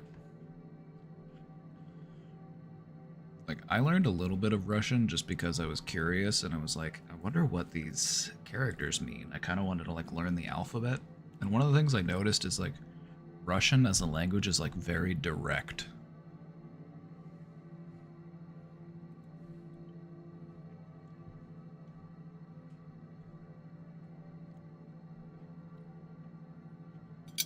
It's like very direct. It's very like curt and to the point in its speaking.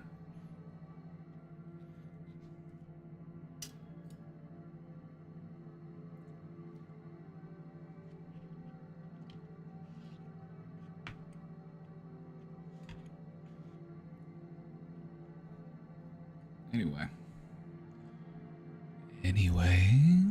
I think that's gonna be it for today.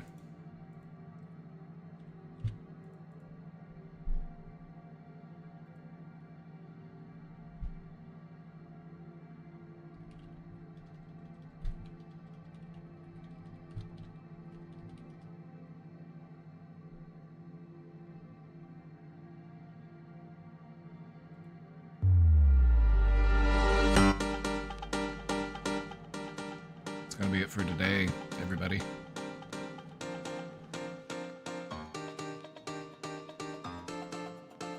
It's gonna be it, everybody. I'll be back tomorrow.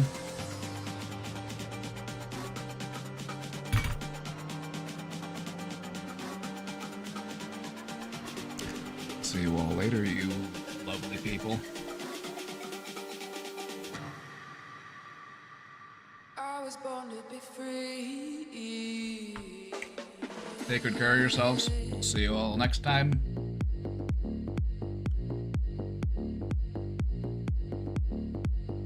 Don't be afraid to dance.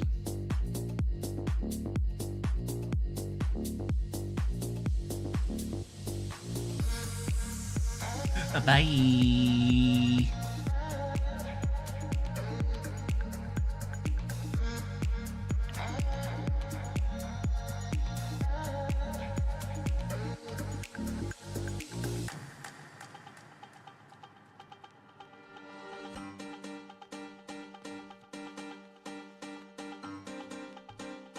Let's see, who's streaming? Who's streaming? Who can I raid into?